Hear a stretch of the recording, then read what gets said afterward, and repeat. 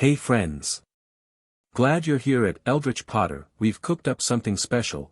What if baby Harry at age 2 was found by goblins in Diagon Alley and they discovered Dumbledore stolen 2 million galleons? Liking and subscribing really helps us out. Okay, story time.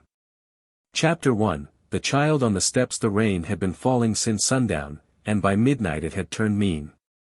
It came sideways down Diagon Alley, hammering the cobblestones and driving through the gaps between the crooked shop fronts that leaned toward each other like old men sharing secrets.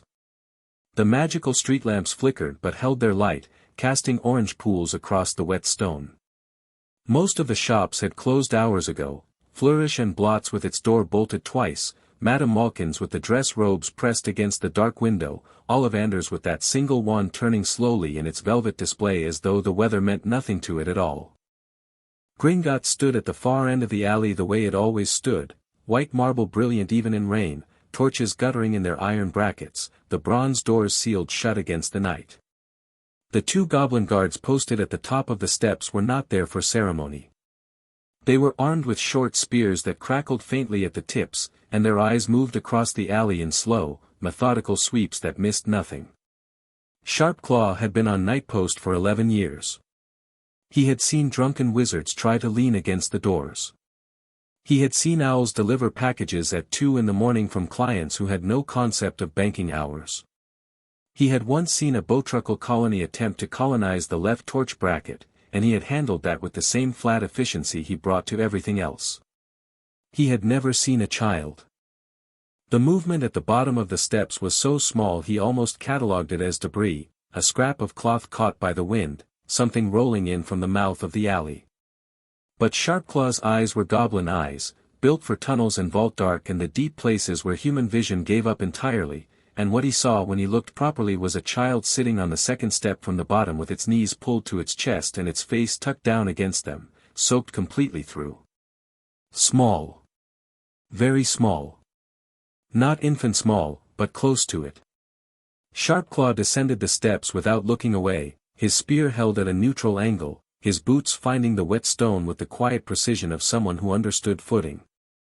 He reached the second step and crouched down, which brought his eye level to just above the child's tucked head, and he looked at the dark wet hair plastered down against pale skin and the small fingers white-knuckled around thin knees, and he said, in gobbledygook first because that was his language and he was on his territory, "What are you?" The child's head came up. Sharpclaw went very still. Green eyes. Extraordinarily green, the kind of color that didn't belong in October rain, that belonged in something warmer and further away. A child's face, round-cheeked, mouth trembling at the edge of crying without quite committing to it, the look of someone who had been frightened for long enough that the fear had gone quiet and settled into something more exhausting. Dark hair. And above the right eye, half hidden by a flop of wet fringe, a scar in the shape of a lightning bolt. Sharpclaw had been a goblin guard for 11 years. His father had been a vault manager for 40 years before that. His grandmother had worked the coin-weighing rooms in the era of the Great Goblin Rebellions. His family had served Gringotts across 3 generations and in that time had absorbed its history the way stone absorbs water, slowly, completely, and permanently. He knew that scar. Every goblin in Gringotts knew that scar. "Bras knife," he said, not loudly, not taking his eyes off the child. "Go inside. Get Ragnarok." The second guard had already seen. "Ragnarok is, I know where Ragnarok is. Go and get him anyway." Bras knife went. Sharpclaw stayed where he was, crouched on the step in the rain, and he and the child regarded each other with the careful attention of 2 creatures who had both learned early that the world was larger than they were and that this was not necessarily good news. The child's mouth was still doing that trembling thing. Its chin was going. Sharpclaw had no particular experience with children. Goblin children were not soft in the way this creature looked soft, but he recognized the specific architecture of a small person trying very hard not to break. He did something that surprised himself. He sat down on the step. Not towering over the child. Not looming. Just sitting, his spear laid across his knees, his long-fingered hands folded over it, present without pressing. The child watched him with those green eyes. After a moment it said, in a voice that came out smaller than even its small body seemed to warrant, "Cold." "Yes," Sharpclaw said. "I imagine you are." Another moment. Rain on the cobblestones. The torch above them hissing against the weather. "Where did you come from?" Sharpclaw asked. The child considered this with the seriousness it deserved. "Dunno," it said finally. "Was walking." "Walking from where?" A small shoulder lifted and dropped. "Big road. Cars." A pause. "Didn't like it there." Sharpclaw looked down the alley toward the leaky cauldron entrance, the brick wall, the gap that magic held open and that muggles couldn't see and that even most wizards only found if they knew to look. A child, barely walking, had come through that gap and found its way the length of Diagon Alley in the rain and had stopped at the highest point, the most solid thing, and sat down. He thought about that. He filed it.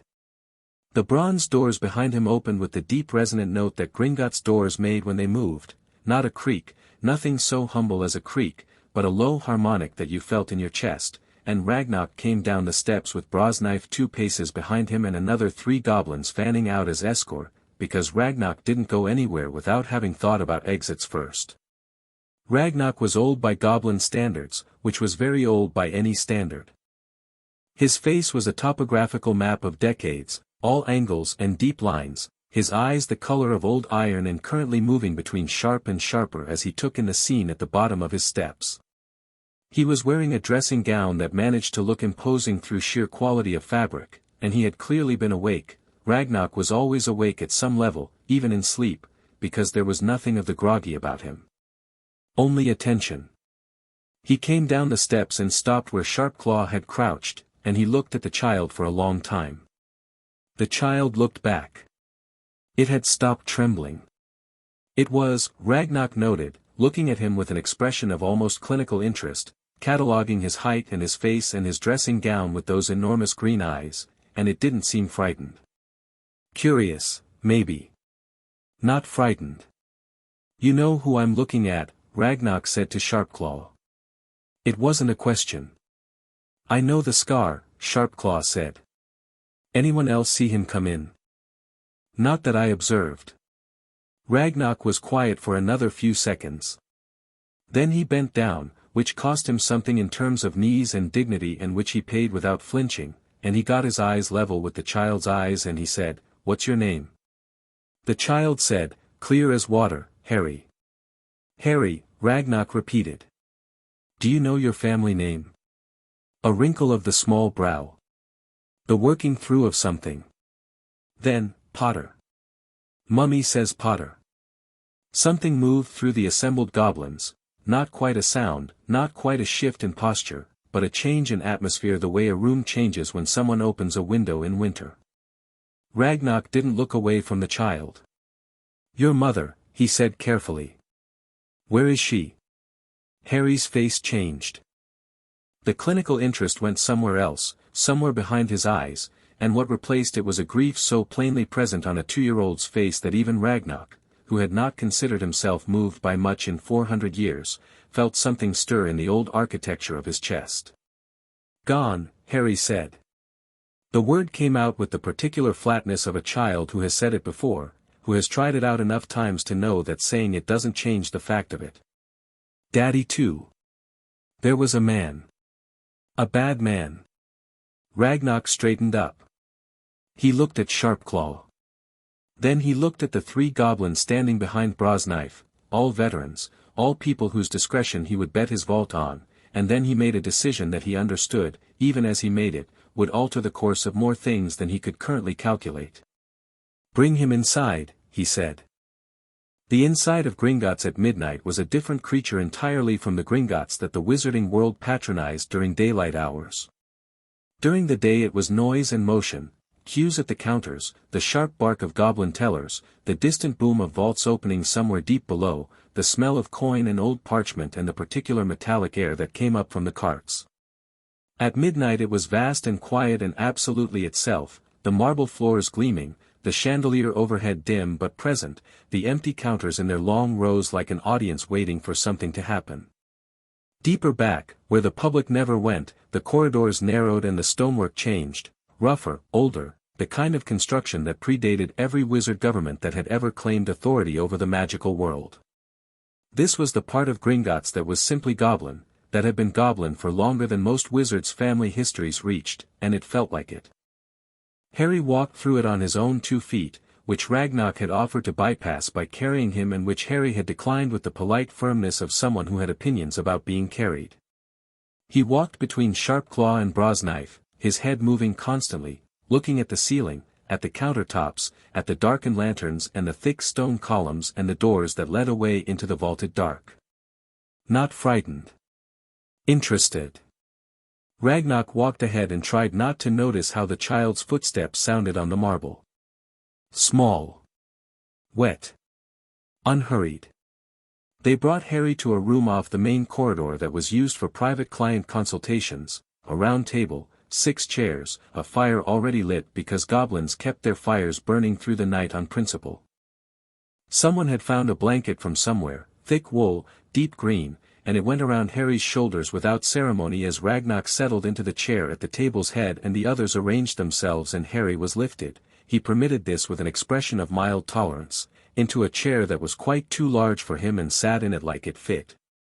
"We need to run an inheritance test," Ragnarok said.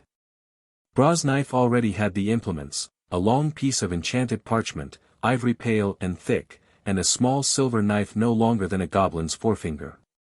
The knife was ornamental in appearance and precise in function, and Brosknife set it on the table in front of Harry with the care of someone handling a thing that mattered. Harry looked at the knife. Looked at Brosknife. "What's that for?" "A small cut," Ragnarok said. "On your finger. 3 drops of blood on the parchment, and the parchment tells us who you are, your family, your vaults, everything you're heir to." Harry examined the knife again with that same unsettling thoroughness. "Will it hurt?" "Briefly."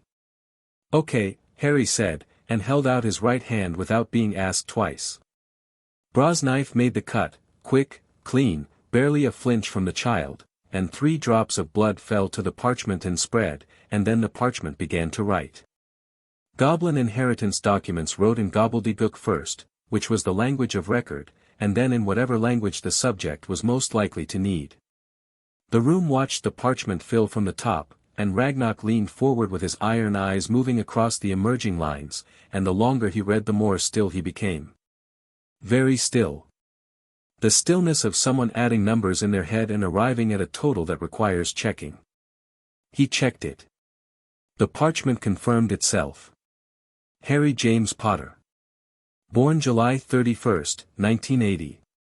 Son of James Charles Potter, deceased, and Lily Potter née Evans, deceased. Heir to the ancient and noble house of Potter. Heir by conquest to the ancient and noble house of Peveril. Primary beneficiary of Potter Family Vault 687.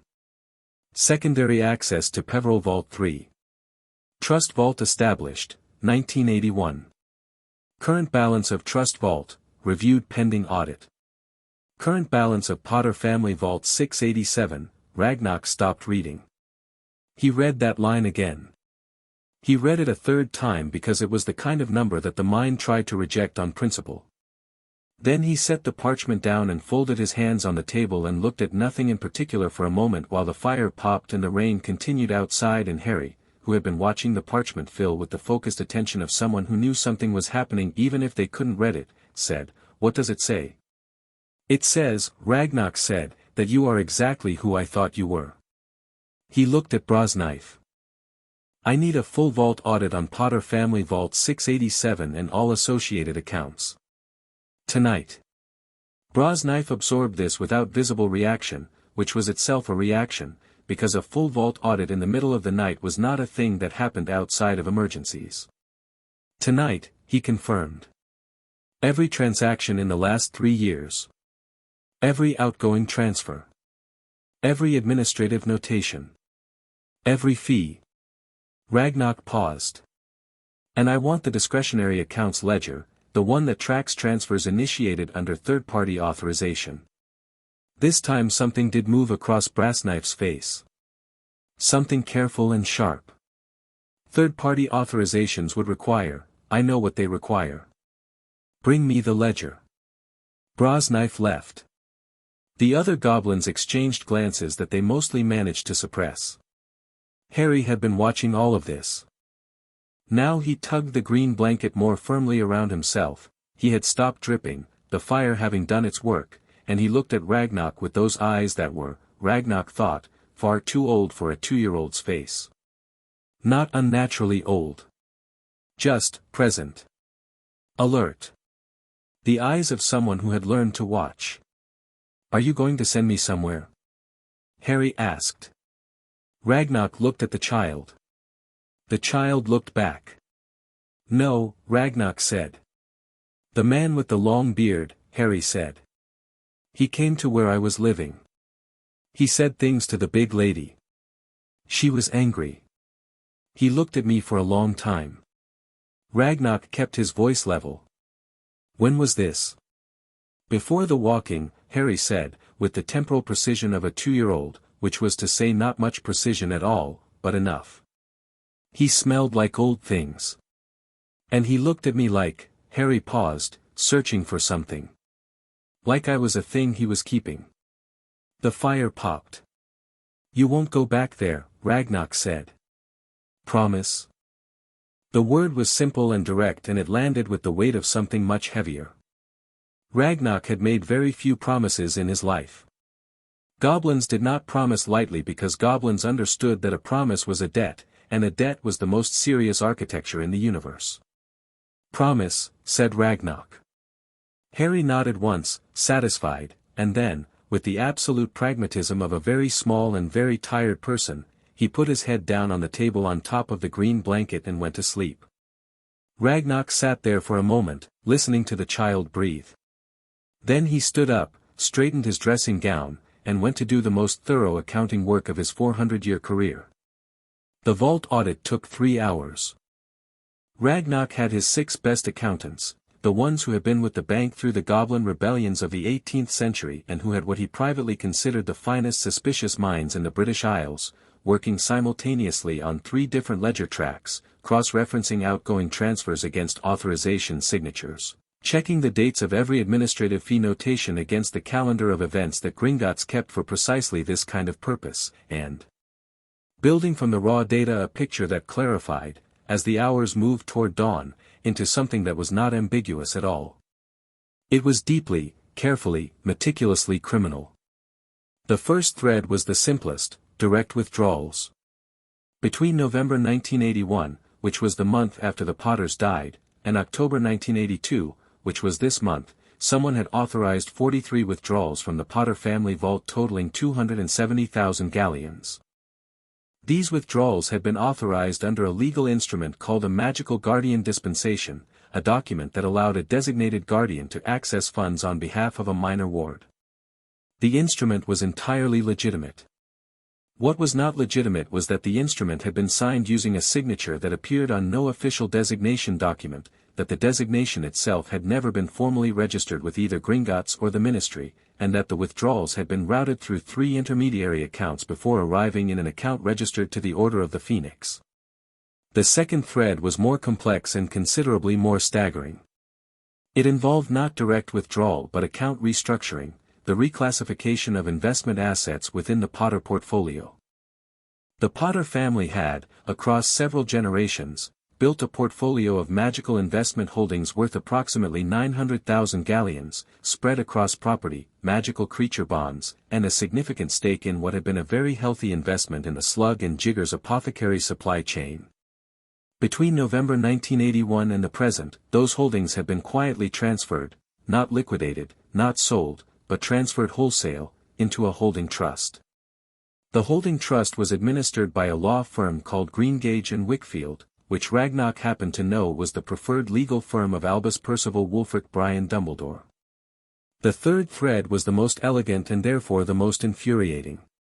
It was a series of what the ledger recorded as administrative and protective services fees, charges levied against the vault for magical protection services rendered to the minor ward.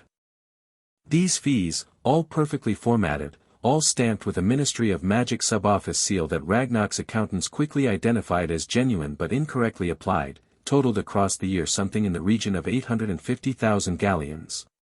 Ragnarok stood at the head of the accounting table with the summary document in front of him as the first grey light of a new morning began to press against the high windows of Gringotts, and he looked at the total that his senior accountant, Goldtooth, had circled 3 times in red ink. 2,143,722 galleons. Give or take. The authorization signatures, Ragnarok said, his voice completely neutral. The one used for the Guardian dispensation. Goldtooth slid a comparison sheet across the table. On the left was the signature from the withdrawal documents. On the right was a certified copy of Albus Dumbledore's signature pulled from the Hogwarts school registry, which Gringotts kept on file because Hogwarts was a Gringotts depositor. They were identical. The holding trust administrator, Ragnarok said. Has Greengage and Wickfield been notified of any of these transfers by any other party? No notification on record, said Goldtooth. The transfers appear to have been conducted entirely within Dumbledore's own arrangement. The law firm would handle the paperwork but wouldn't necessarily question the source. The Ministry seal. Genuine seal, but the sub-office, the Department of Informal Magical Protective Custody, was dissolved in 1979. The seal should have been invalid from that date. Someone either didn't know that, or counted on our records not catching it. Ragnarok considered both possibilities and found the second one insulting. Does anyone outside this room know the extent of this? He asked. The 6 accountants and Goldtooth looked at each other. No, Goldtooth said. Good. Ragnarok gathered the summary document and the comparison sheets and the full ledger print and held them against his chest. It stays that way. Seal the audit. Full confidentiality protocol, triple lock, my authorization only. He looked around the table. Every person in this room is now under a Gringotts oath of record. You know what that means. They did. It meant silence enforced not by social contract but by the kind of magic that goblin oathmakers had refined over centuries, specific, binding, and absolutely not something Dumbledore or anyone he sent would be able to charm or coerce through. There's one more thing, said Goldtooth. He slid another sheet across. The trust vault, the one established for the child. The balance. Ragnarok looked at it. The trust vault that Dumbledore had access to and had ostensibly set up for Harry's future, contained exactly 43 galleons and 17 sickles. Out of a vault that the document of creation had designated should receive regular deposits totaling at current values approximately 50,000 galleons per quarter. He was spending it, Ragnarok said. Not a question. Every quarter. Almost to the galleon. Ragnarok stood there for a moment in the early morning grey of his accounting chamber, with 2 million stolen galleons documented in his hands and a 2-year-old child asleep in the consultation room down the corridor, and he understood with the absolute clarity of someone who had lived 400 years and seen a great deal that this was one of those moments that forked, that the path you took here determined everything that came afterward, for a very long time. He could report it to the Ministry. The Ministry was full of Dumbledore's allies and former Order members who thought the old man had won the war through wisdom and sacrifice, and the investigation would be slow and partial and end in something unsatisfying. He could confront Dumbledore directly, which would give the old wizard time to construct a defense and potentially obscure evidence. He could send the child away, find magical relatives, comply with whatever Dumbledore had arranged, and stay out of it entirely.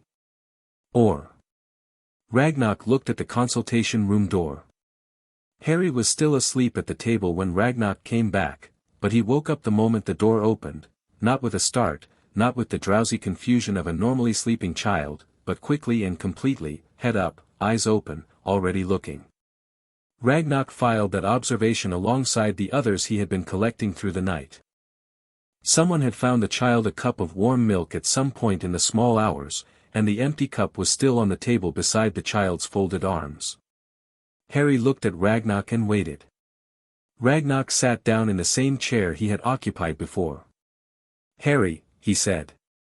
"The man with the long beard. Did he tell you where you were going?" When he spoke to the large woman. Harry thought about this with visible effort, the memory clearly further back than comfortable for a 2-year-old's reach. He said, "It was best. For me." He said it was the best place. A pause. "She didn't think so. She was angry. She said she didn't want me." He said that didn't matter. And then I was there. In the cupboard." Harry said this entirely without drama. It was small. Dudley's room was big. Ragnar absorbed the word cupboard and what it implied and made a note of it somewhere internal and cold. "Harry. You found Diagon Alley on your own. Through the leaky cauldron entrance. There was a wall with bricks," Harry said. "I knocked on it. The middle brick. It opened. You knew to knock on the middle brick." A small shrug. "It felt like the right one." Ragnar looked at the child who had navigated a magical entry point at age 2, in the rain, in the dark, by instinct, and decided that enough was enough in terms of coincidence. "I'm going to tell you something," Ragnar said, "and I'm going to tell it to you plainly because you are a Potter and from what I can see you would not thank me for wrapping it up." Harry straightened slightly in the large chair. "Your family has a great deal of money. Your parents left it to you. Someone has been taking it since your parents died." Ragnar set the summary sheet on the table between them. Harry looked at it, at the numbers and the goblin script and the red circle, with careful eyes. "The man with the long beard is the one who took it." Harry looked at the paper for a long time. His face was, Ragnar found he couldn't entirely read it, which was unusual, because Ragnar could read most faces. There was something working behind those green eyes that was more than grief and more than anger and more than confusion and which might have been all three, but underneath all of it there was something else, something that in an older face Ragnar would have called resolution. "Is he going to come and get me?" Harry asked. "He will try," Ragnar said. "People who take things generally try to keep what they've taken." Harry looked at Ragnar. Ragnar looked at Harry. "But you won't let him," Harry said. "I won't let him," Ragnar said. "Because of the money?" "Because," Ragnar said, and paused, and found something in himself that he hadn't expected to find in the hours between midnight and dawn on a wet October night, "because you are on my steps. What is on my steps is under my protection. That is the law of Gringotts, and it is older than his ministry and older than his school, and it will outlast both of them." Harry was quiet for a moment. Then he said, with the devastating simplicity of a child who has just received something he was not expecting and doesn't quite know how to hold yet, "Okay." Ragnar rose from his chair and went to the door and called down the corridor, "Grip Hook." A young goblin appeared at the end of the corridor, young for a goblin, which meant sharp-faced and quick-eyed and at the particular age where ambition hadn't yet been tempered by patience. Grip Hook was Ragnar's grandnephew and had been at the bank for 2 years and had already had 3 formal complaints lodged against him for excessive initiative, which Ragnar had quietly filed in a drawer because excessive initiative was what he liked most in the young. Grip Hook came down the corridor and stopped at the door and looked at the child sitting in the consultation chair. "This is Harry Potter," Ragnar said. "He is a ward of Gringotts effective this morning. He will be housed in the residential quarters in the East Wing. He will have access to the private library, the training courtyard, and the lower vaults with escort. You are his assigned companion and keeper." A pause. "Try not to let him get killed." Grip Hook stared at the child. The child stared back at Grip Hook with the same undaunted interest it had applied to everything else. "I'm Harry," Harry said. "I know," said Grip Hook. "What's your name?" "Grip Hook." Harry turned this word over. "Grip Hook," he repeated, testing it. Then, apparently satisfied, "Do you know where my milk came from?" "I'd like more." Grip Hook looked at Ragnar. Ragnar looked at the ceiling. "I'll find the kitchens," Griphook said, with the tone of someone recalibrating their entire morning. Outside, Diagon Alley was beginning its slow resurrection into day, the first shop owners unlocking, the delivery owls arriving in small flocks, the sky lightening from gray to something pale and tentative above the crooked rooftops. A few early customers had already pushed through the leaky cauldron and were making their way down the cobblestones, coat collars up against the residual morning chill. None of them looked at Gringotts, because Gringotts was simply there the way certain things were simply there, permanent, obvious, not requiring attention. The bronze doors were closed. The guards were at their posts. Everything appeared entirely as it always appeared. Inside, in the east wing where the air was warmer and the stone had been smoothed by centuries of habitation, Griphook was leading a small child down a corridor that the child navigated by looking at everything simultaneously, and he was discovering that looking after Harry Potter was going to require the same level of energy as everything else he'd ever done, except all at once and permanently. "That painting," Harry said, pointing. "The goblin in it. Why is he angry?" "He's not angry," Griphook said. "That's just his face." "What happened to his ear?" "He lost it in the Second Goblin Rebellion." Harry considered this. What was the Second Goblin Rebellion about? "Gold," Griphook said. "Was it worth it?" Griphook looked at the child sideways. "The ear, or the rebellion?" "Either." "Yes," Griphook said. "Both." Harry nodded as though this confirmed something he had already suspected, and they walked on through the quiet corridor, the small wet footsteps and the slightly larger goblin stride moving together through the deep morning quiet of the oldest bank in Britain, and behind the bronze doors the vault audit sat in its sealed ledger, and the 2,000,000 galleons of debt sat waiting, and the old man who had taken them was somewhere in Scotland sleeping peacefully in a tower, entirely unaware that last night everything had changed. He would remain unaware for some years yet. The goblins were patient. They had time. Chapter 2, Raised in gold and iron. The east wing of Gringotts was not designed for children. This became apparent within the first week in small ways. The beds were goblin proportioned, which meant low and firm and built for beings whose relationship with comfort was purely functional. The chairs were the same. The writing desks were the same. The corridors were lit by lanterns placed at goblin eye level, which meant Harry's first month was conducted largely in pools of light that stopped at his chin and left his face in shadow unless he stood directly underneath one. Griphook solved the bed problem by finding a human-style mattress from a storage room that held confiscated items from vault defaulters. The mattress had belonged, per the attached tag, to a wizard called Archibald Nettleston who had defaulted on a loan in 1974, and it was softer than anything else in the east wing by a considerable margin. He dragged it to Harry's room himself, which took 45 minutes and left a long scrape across 3 corridors of stonework, and when it was done Harry sat on it and bounced twice and said, "Good," with the approval of someone whose standards had already been shaped by a cupboard under stairs, and Griphook decided to find the chair situation better not to think too hard about. The lantern problem he solved by the simple expedient of raising 3 of them. Ragnarok, passing through the corridor a week later, noted the change and said nothing. He noted a great many things and said nothing about them. The small set of goblin script alphabet cards tacked to the wall above Harry's desk. The Children's Encyclopedia of Magical Creatures, a human publication, purchased from a Muggle bookshop 2 alleys over by a goblin who had seemed deeply suspicious of the entire exercise, sitting on Harry's windowsill with its spine already cracked from use. The second cup, small and ceramic, that had appeared on the kitchen shelf beside the regular goblin ones. He didn't say anything about any of it. But once, passing Harry's room late in the evening and hearing Griphook's voice inside reading aloud, badly, with the specific self-consciousness of someone performing a task they hadn't trained for, Ragnarok paused outside the door and listened for a moment and then moved on, and something in his expression did a thing that, on a younger face, might have been called softening.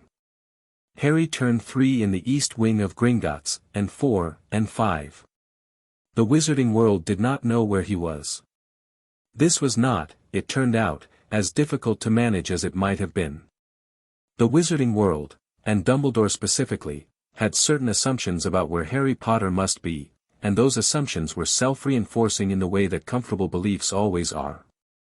The blood wards Dumbledore had placed on the Dursley house generated a magical signature that could be traced, and since the child was not there, what was traced was the echo of the wards rather than the child himself, and an echo reads much like the real thing to someone who very much wants it to be the real thing. Gringotts had not removed Harry from any registry. They had simply not updated one. The Hogwarts quill, the magical quill that records every magical birth and tracks children toward their enrollment, had Harry Potter on its list as it had always had him. Address: 4, Privet Drive, Little Whinging, Surrey. The Goblins had no control over the Hogwarts quill. They also had no obligation to correct it. What they did have was a ward document, sealed with triple lock under Ragnarok's personal authorization, that established Harry James Potter as a legal ward of Gringotts under the ancient Compact of Sanctuary, which was a clause so old it predated the Ministry of Magic by 3 centuries and which the Ministry's own lawyers had quietly confirmed, in 1847, that they had no jurisdiction over. No one had invoked it since 1809, when the Goblins had sheltered a magical family fleeing persecution, but it was still on the books, still valid, and Ragnarok had filed it with the precision of someone who had been waiting for a reason to use it. If Dumbledore came looking through official channels, he would find a legal wall tall enough to give him pause. If he came through unofficial channels, he would find something considerably less pleasant.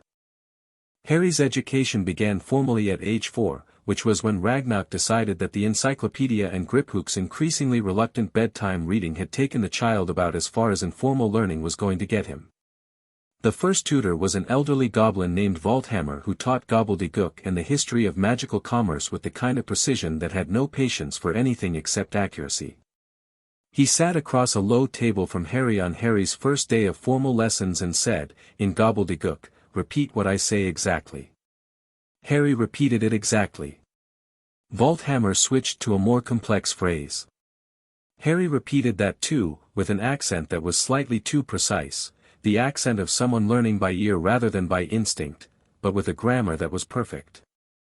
Volthammer looked at the child over the rims of his glasses. "Do you know what you just said?" "No," Harry said. "Not yet. But I will."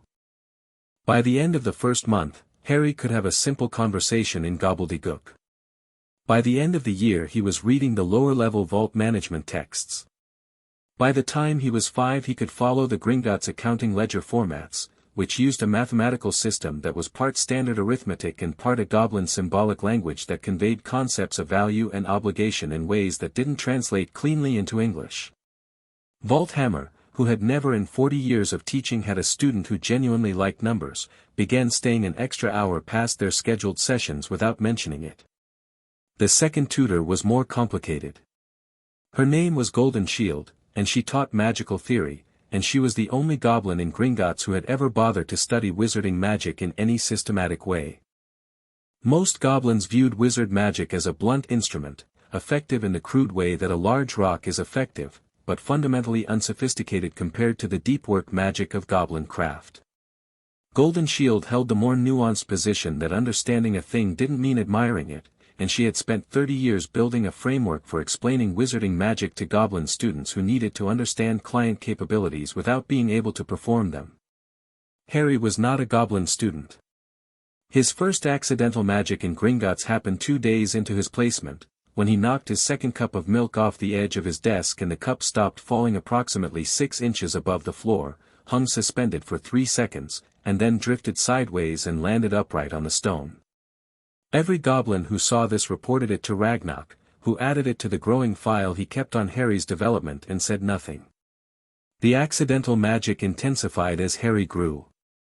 Things moved when he wanted them to. Locks opened. Once, at age 4, he was upset, genuinely, deeply upset, which was rare, and every lantern in the east wing burned suddenly 3 times brighter for 30 seconds and then returned to normal, and 2 goblin guards who had been in the corridor at the time spent the next week slightly wary of hallways. Golden Shield observed all of this with the methodical attention of a scholar who has found an exceptional specimen and is still deciding what to make of it. She did not attempt to teach Harry wand magic. He had no wand and wouldn't need one until Hogwarts, but she taught him theory. The principles. The structure of magical intent, how spells worked architecturally, why the incantation was a focusing tool rather than the power source, what the power source actually was and where it lived and how it moved. Most 11-year-olds arrived at Hogwarts knowing none of this. Harry knew it at 6, inside out, in both English and gobbledygook. The result was that when Harry's accidental magic happened, he could feel the mechanism of it, not perfectly, not with full control, but enough. Enough to know when it was coming. Enough to sometimes choose a direction. Golden Shield tested this at age 7 by placing a stone on a table and asking Harry to move it deliberately, without touching it, using nothing but focused intent. Harry looked at the stone. The stone moved. Golden Shield wrote 3 pages of notes and then told Harry to do it again, faster. He did. She told him to move it sideways without it spinning. He concentrated for 40 seconds and then did that too. She told him to move it upward, hold it for 10 seconds, and lower it slowly. He did all 3. Then she told him to stop, picked up the stone, and looked at it the way a goblin looks at a gold coin they are not yet sure is genuine. "Have you been practicing this on your own?" she asked. "Sometimes," Harry said. "At night. When I can't sleep." "What else do you practice?" Harry thought about this honestly. "Warming things. Like when my room is cold I think about the warmth and it gets warmer. And," he paused. "Sometimes I know things. Not like remembering. Like knowing. Like when someone is coming down the corridor before I hear them." Golden Shield set the stone down. "That last one," she said. "That's not a skill. That's an aptitude. It means your magical sensitivity is considerably above average."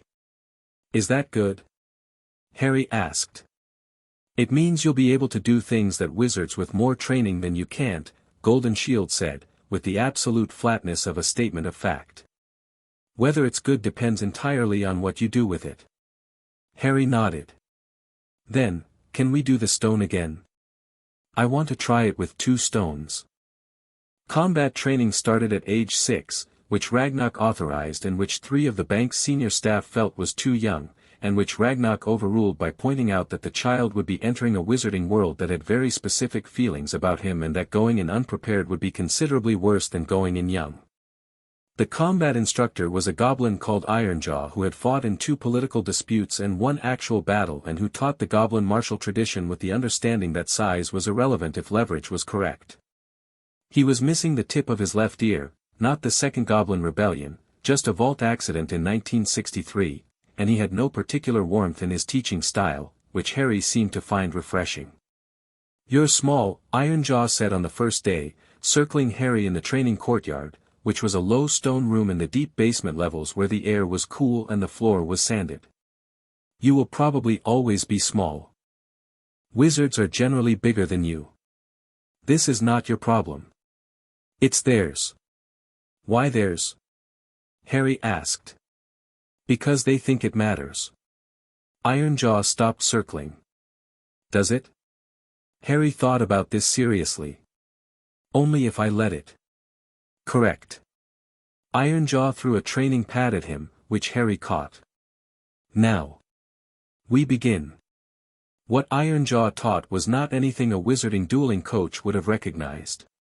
It drew on goblin combat principles, economy of movement, exploitation of the opponent's assumptions, the strategic use of the environment, and it built from the absolute basics of balance and positioning upward into a system that Harry absorbed with the same focused quality he brought to everything. He was never the strongest child in the room. He was always the most attentive. By age 7 he could pin Griphook, who was small even by goblin standards but who had the wiry strength of his kind, 3 times out of 5 using a throw that Ironjaw had spent 3 weeks teaching him. By 8 he was sparring with fully adult goblins and winning points off them regularly enough that Ironjaw stopped pulling his own strikes. "You're not afraid enough," Griphook told him once after a session where Harry had walked into a hold he should have avoided, taken the ground, and then reversed it from underneath. Griphook's wrist was slightly sore. Harry had a red mark across one shoulder that would bruise. A proper fighter is afraid. Fear is information. I know, Harry said, prodding the red mark experimentally. I wasn't afraid because I already knew what you were going to do. How? You always drop your left shoulder before you go right. Every time. Griphook was quiet for a moment. I've been doing that my whole life and no one has ever told me. I know, Harry said, and grinned, which was a thing his face did rarely enough that it still had an effect when it happened. I was saving it. Griphook looked at him with an expression that had moved, over the years, from resigned tolerance through surprised respect and settled somewhere in the vicinity of genuine pride, though no goblin would ever use that word directly. You are extremely annoying, he said. You taught me to use every advantage, Harry said. The deeper education, the one that ran underneath all the formal lessons, was the one that happened in the vault corridors and the accounting rooms and the late evenings in Ragnar's private study when Harry was 7 and then 8 and Ragnar began the slow, careful work of explaining what had been stolen and why it mattered. Not all at once. Not in a lecture.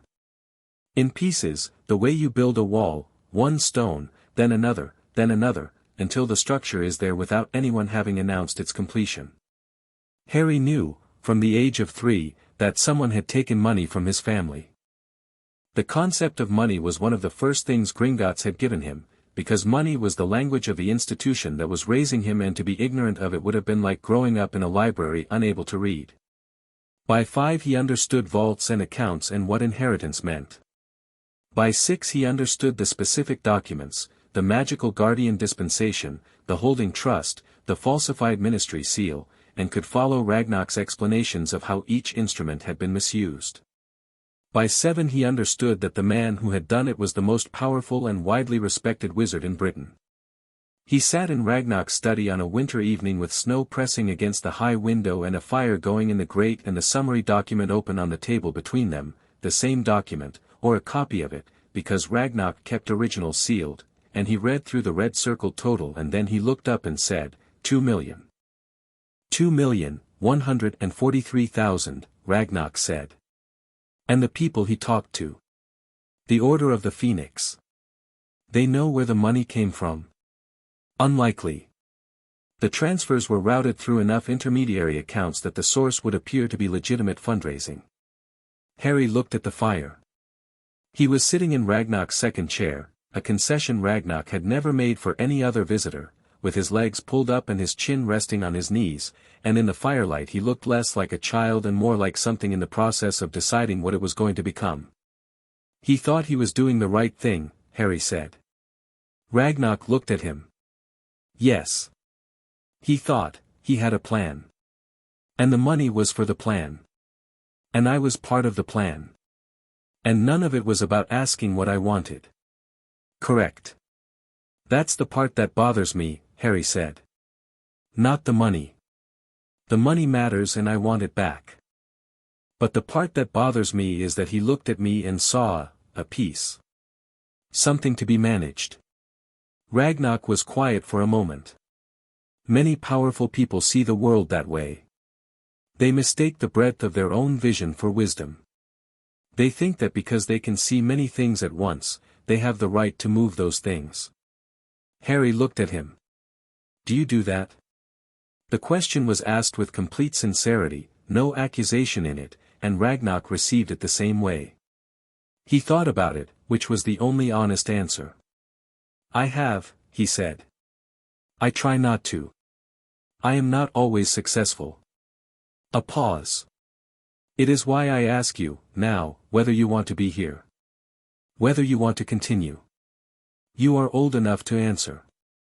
Harry unfolded his legs and put his feet on the floor and sat up straight in the chair. I want to stay, he said.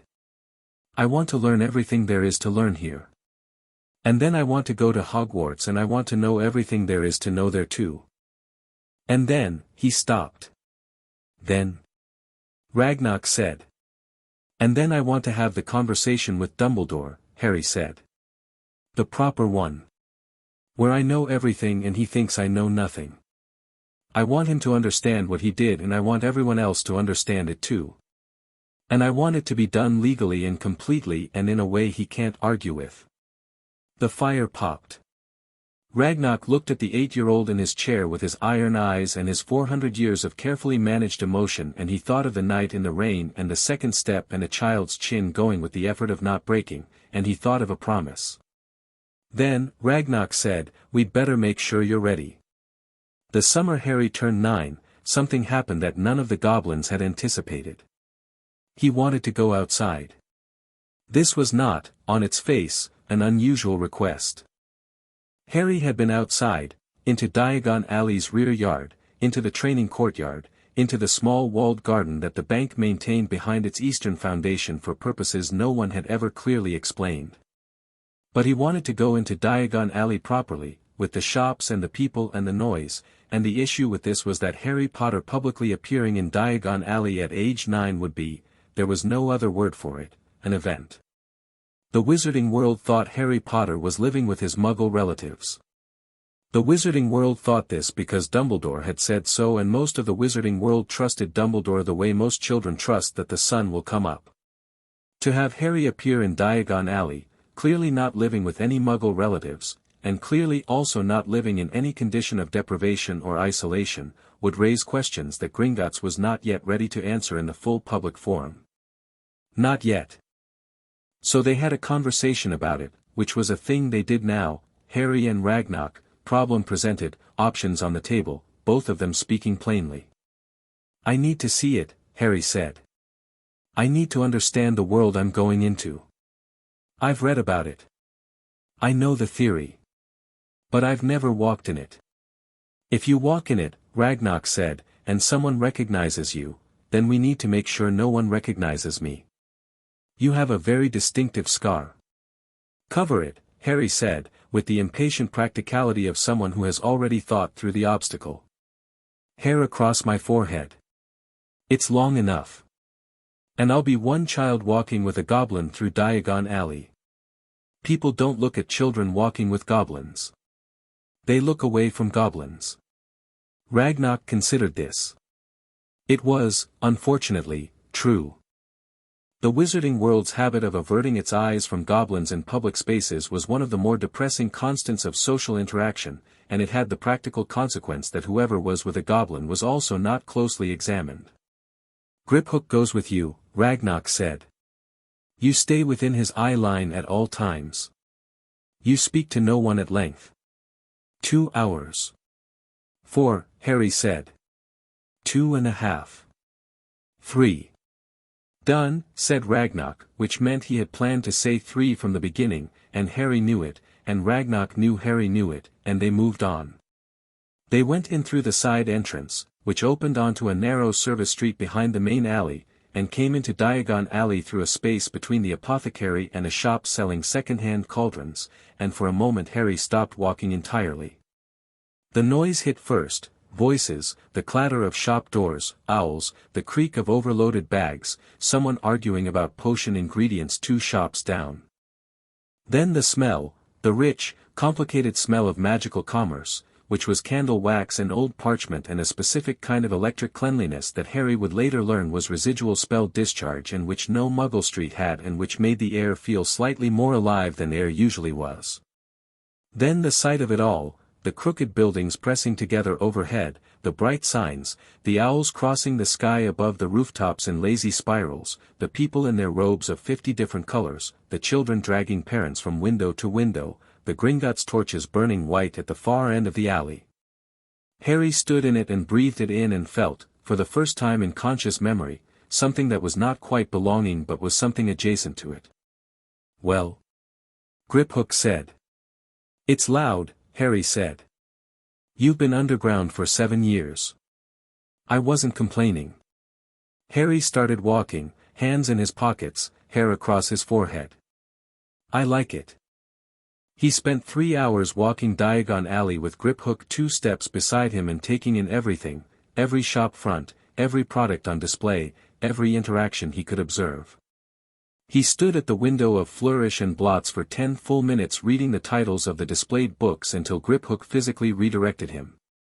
He watched two wizards arguing about Quidditch results with the analytical attention of someone who had read about Quidditch but never seen it discussed in person. He stood in front of Ollivanders for a long time saying nothing. "Wands," Griphook said. "I know." Harry looked at the single wand in the window, turning on its velvet. "I'm thinking about what it will feel like to have one." He paused. "Golden Shield says the wand focuses intent but isn't the source. That means I've been doing the magic without one my whole life." "Wandless magic at your level is, I know what it is," Harry said. "I'm curious what a wand adds." He turned away from the window. 2 years until I find out." "You're not nervous?" Griphook said. Harry looked at him sideways. "About what?" "About Hogwarts. About all of it. About," Griphook gestured at the alley, at the people, at the whole world that lay beyond the East Wing and the training courtyard and the vault corridors. "This." Harry was quiet for a moment, watching a pair of children run past with bags of sweets from Florian Fortescue's, their mother calling after them to slow down, their father laughing and not meaning it when he told them to stop. "I've spent 7 years getting ready," Harry said. "Dumbledore thinks I'm in a cupboard getting ready to be the thing he planned.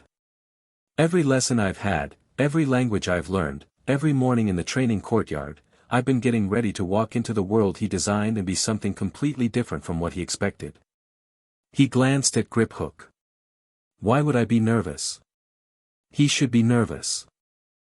Griphook looked at the 9-year-old boy standing in the middle of Diagon Alley with his hair over his scar and his hands in his pockets and the absolute settled confidence of someone who has known exactly what they were building toward for the majority of their conscious life. He thought about reporting this exchange to Ragnarok. Then he decided it was the kind of thing Ragnarok already knew. The last piece of Harry's early education came from a source that surprised everyone including Ragnarok, an old goblin called Silvertongue, who was retired from active service and who lived in the deep residential levels of Gringotts and who was, by general consensus, the most politically sophisticated being in the building. Silvertongue had been a diplomatic attaché to the Ministry of Magic during 3 different administrations. He had sat across tables from ministers and headmasters and foreign magical governments and argued positions for which the word positions was a considerable understatement. He was 90 years old, walked with 2 canes, and had a mind that was sharper than most things Ragnarok had ever encountered. Ragnarok sent Harry to him at age 9 with a note that said, simply, "Teach him how to talk to wizards." Silvertongue read the note and then read Harry across the tops of his glasses and then said, "Sit down." Harry sat. "You know what power is?" "Force," Harry said. "Or the appearance of it." "Wrong. That's strength. Power is the ability to change what someone believes is possible." He leaned forward on his canes. "A strong man can make you move. A powerful man can make you want to move. Which one wins?" Harry thought about it. "Depends on whether the powerful man needs you to keep moving after he stops watching." Silvertongue was quiet for a long moment. "Come back tomorrow," he said. "We'll start properly then." They met every day for the next 2 years. Silvertongue taught Harry rhetoric, negotiation, the history of magical politics, the specific personalities and motivations of every major figure in the current wizarding establishment. He taught him how to read a room, how to control a conversation, how to ask questions that shaped the answers. He taught him when to speak and when to wait, and he spent considerable time on the latter because Harry's instinct was always to speak. "Your instinct is to fill silence," Silvertongue told him. "It's a common instinct and almost always wrong. Let silence work for you. People fill silences with their own anxiety. Learn to sit in it." "How?" "By trusting that you have already said the most important thing and that anything more would reduce it." Harry practiced this. It took months. He was naturally the kind of person who had more to say, whose mind ran ahead of the conversation, whose enthusiasm for an idea wanted to get the idea out and keep going. Learning to stop and let the silence breathe was like learning to leave a sentence unfinished, which felt wrong until it suddenly felt exactly right. By the time his Hogwarts letter arrived, Harry Potter could walk into a room and assess its political geography before anyone had spoken. He could hold a conversation in 3 languages, manage a vault account, throw a grown goblin, perform wandless magic with a precision that gave Golden Shield something to write about in her academic notes, argue a legal position in front of a formal goblin tribunal, and sit through a silence of any length without flinching. He was 11 years old. He was ready. The night before the letter arrived, Harry sat in Ragnar's study for the last time before everything changed. Not the last time ever, he would be back, would always be back, this was a certainty so fundamental it didn't require saying. But the last time before. The fire was going. The summary document was in its sealed ledger. The window showed a summer night, full dark, Diagon Alley quiet below. "Are the accounts ready?" Harry asked. "Every galleon documented," Ragnar said. "Every transfer, every fee, every misdirected investment. The full picture. 3 copies, triple sealed, stored in 3 different locations. And the legal framework. The Goblin Court filing. Ready to be submitted at your instruction. The Compact of Ancient Debt has been reviewed by our legal team. It's watertight." Harry nodded. He looked at the fire for a while. "He'll try to manage me," Harry said. "At Hogwarts. He'll try to position me. Make me feel grateful and chosen and special. He's very good at it." "He is," Ragnar agreed. "I'm not going to be rude to him," Harry said. "I'm going to be perfectly polite. I'm going to let him believe it's working for exactly as long as I need him to.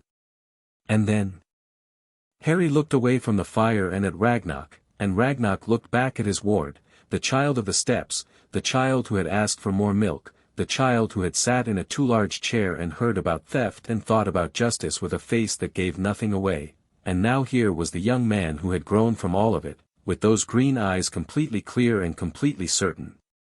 "And then," Harry said, "I'll take everything back." The fire burned. Outside, Diagon Alley slept. Tomorrow, everything would begin. Chapter 3, The Letter and the Answer. The Hogwarts letter arrived on a Tuesday morning in July, delivered not by owl but by the Hogwarts enchanted post, a piece of parchment that simply appeared on the desk of the intended recipient at precisely 8 o'clock, regardless of location or magical obstruction, because the Hogwarts quill had tracked Harry Potter to 4 Privet Drive and found nothing there and followed the magical thread deeper and longer until it found him in the east wing of Gringotts, which was not a location any Hogwarts letter had ever been delivered to in recorded history. The parchment arrived with a faint pop on Harry's desk while he was in the middle of his morning reading, a dense goblin legal text on the Compact of Ancient Debt that Silvertongue had assigned with the cheerful sadism of a retired man with nothing but time. Harry looked at it. Set down his other reading. Picked it up. The envelope was thick cream parchment, green ink, sealed with a wax crest. He turned it over. Mr. H. Potter, East Residential Wing, Gringotts Bank, Diagon Alley. The quill had found him, right down to the wing. He opened it, read it twice, the standard letter, supply list attached, the formal invitation that 11-year-olds across Britain were waking up to this morning, and then set it down and sat with it for a moment, not because he needed to think about what it meant but because he wanted to mark the moment properly. He had known this was coming for years. Knowing and arriving were different things. Then he picked up the second piece of parchment, the one beside his reading, blank but for the date at the top, which he had written last night, and he began to write his response. Not to Hogwarts. To Dumbledore. He had drafted it 11 times over the past 2 years with Silvertongue watching from across the desk like a very old, very patient hawk. The first draft had been too direct, all accusation and no strategy. The 7th had been too oblique, strategy without enough clarity to be unsettling. The final version was something Silvertongue had called, with what passed for approval in his expression, precise. It read, Professor Dumbledore, I have received the Hogwarts letter and will attend. In preparation for my arrival I have instructed Gringotts to conduct a full review of all accounts associated with the Potter estate, as I will be assuming full access to my family's holdings upon formal enrollment. I look forward to a productive year. Harry J. Potter. Nothing accusatory. Nothing that could be called a threat. Just a child informing the headmaster of a financial review. Perfectly reasonable. The kind of thing any sensible heir would do before starting school. Except that Dumbledore would read it and know.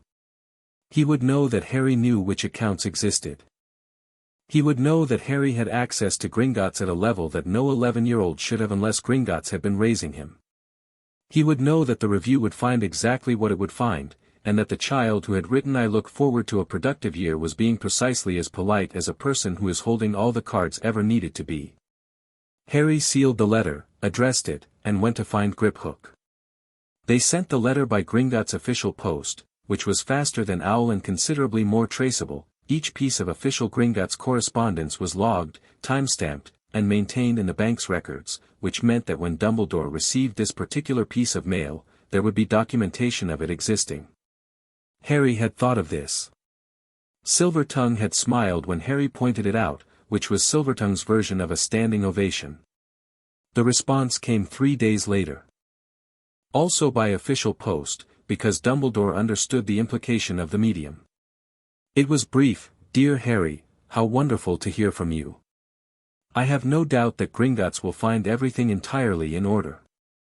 I so look forward to meeting you properly. Warmest regards, Albus Dumbledore." Harry read it twice. Then he handed it to Griphook, who read it once. "He's not sure what you know," Griphook said. "He's not sure what I know," Harry agreed. "He's also not panicking. He thinks he can manage this in person." "Can he?" Harry took the letter back and looked at the handwriting, careful, decorative, the handwriting of a man who understood that presentation was itself a form of communication. "He thinks he can manage most things in person," Harry said. "He's been right for a very long time. That's going to make it very satisfying when he isn't." Diagon Alley on a school supply day was a different world from Diagon Alley on a quiet morning. Harry had made his careful 3-hour reconnaissance at age 9 and had found the alley loud and busy. On the 1st of August, with every Hogwarts-bound student in Britain and their families descending simultaneously, it was something else entirely, a compressed, colorful, breathless chaos of people with supply lists and full purses and children ricocheting between shop fronts with the particular energy of 11-year-olds who have been told they are now magical and have been given money and been pointed at a street full of magical things to spend it on. Harry walked into it without disguise for the first time. Hair off his forehead. Scar visible. He had made the decision deliberately, discussed it with Ragnarok, and arrived at the conclusion that going in hidden was going in apologetically, and he was not apologetic about anything. If someone recognized him, he would deal with it. He had been dealing with things his whole life. Griphook was on his left. 2 additional Gringotts goblins, senior staff, armed, and dressed in their formal bank uniforms which carried an authority that most of the wizarding public instinctively responded to, walked 2 paces behind. The first recognition happened outside the apothecary. A woman with a supply list stopped mid-sentence to her daughter and stared, and Harry met her eyes briefly and kept walking. The daughter followed her mother's gaze, mouth dropping, and tugged her sleeve and said something urgent. Harry was already past them. Behind him he heard it ripple, a name, passing from person to person in the particular way that names of significance move through crowds, which was quickly and in a widening circle. He had expected this. He walked through it the same way he walked through everything, straight, unhurried, with the easy confidence of someone who had been told exactly who they were and had had a decade to decide whether they agreed.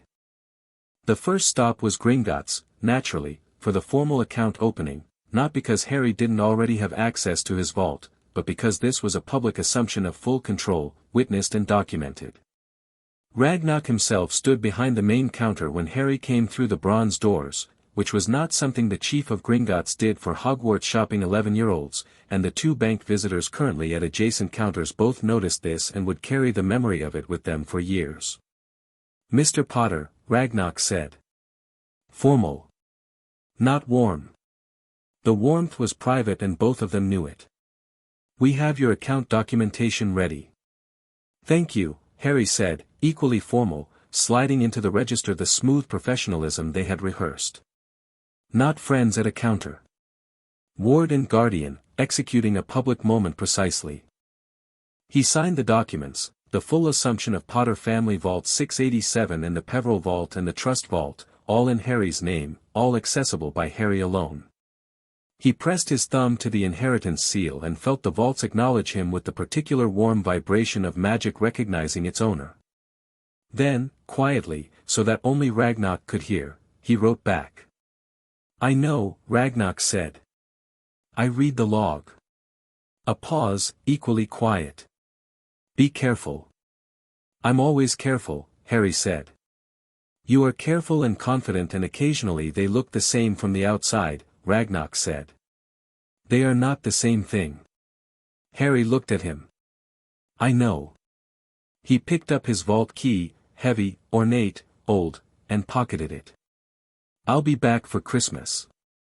I know that too, Ragnarok said, and turned to the next client, and that was that, and it was both completely professional and something considerably more than professional, and Harry walked back through the bronze doors into the alley with his eyes clear and dry and very bright.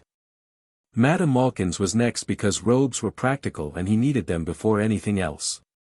He pushed through the door and found himself in a shop that smelled of fresh fabric and pinning charms, with 3 other customers already being measured, a round-faced boy with a nervous expression who was standing on a fitting stool and looking like he was trying not to fall off, and further down the line a girl with a very large quantity of brown hair who was watching her own measurements with the focused attention of someone double-checking the work. The round-faced boy looked at Harry when he came in, opened his mouth to say something that was probably his name, and then his eyes found the scar and all the words evacuated. Hello, Harry said, because the silence was clearly going to become a problem. The boy started. Harry, yes. Harry stepped up onto the adjacent fitting stool. Don't worry about it. I'm Neville, the boy said, recovering slightly. Neville Longbottom. A pause. My gran says, another pause. Sorry. I'm doing this wrong. You're doing fine, Harry said, which was both kind and accurate, because Neville had stopped falling off the stool and was now just standing on it looking like someone who had met the person they'd been hearing about their whole life and was doing their best with it. Hogwarts? Harry asked. First year, Neville said. You too. You too, Harry agreed.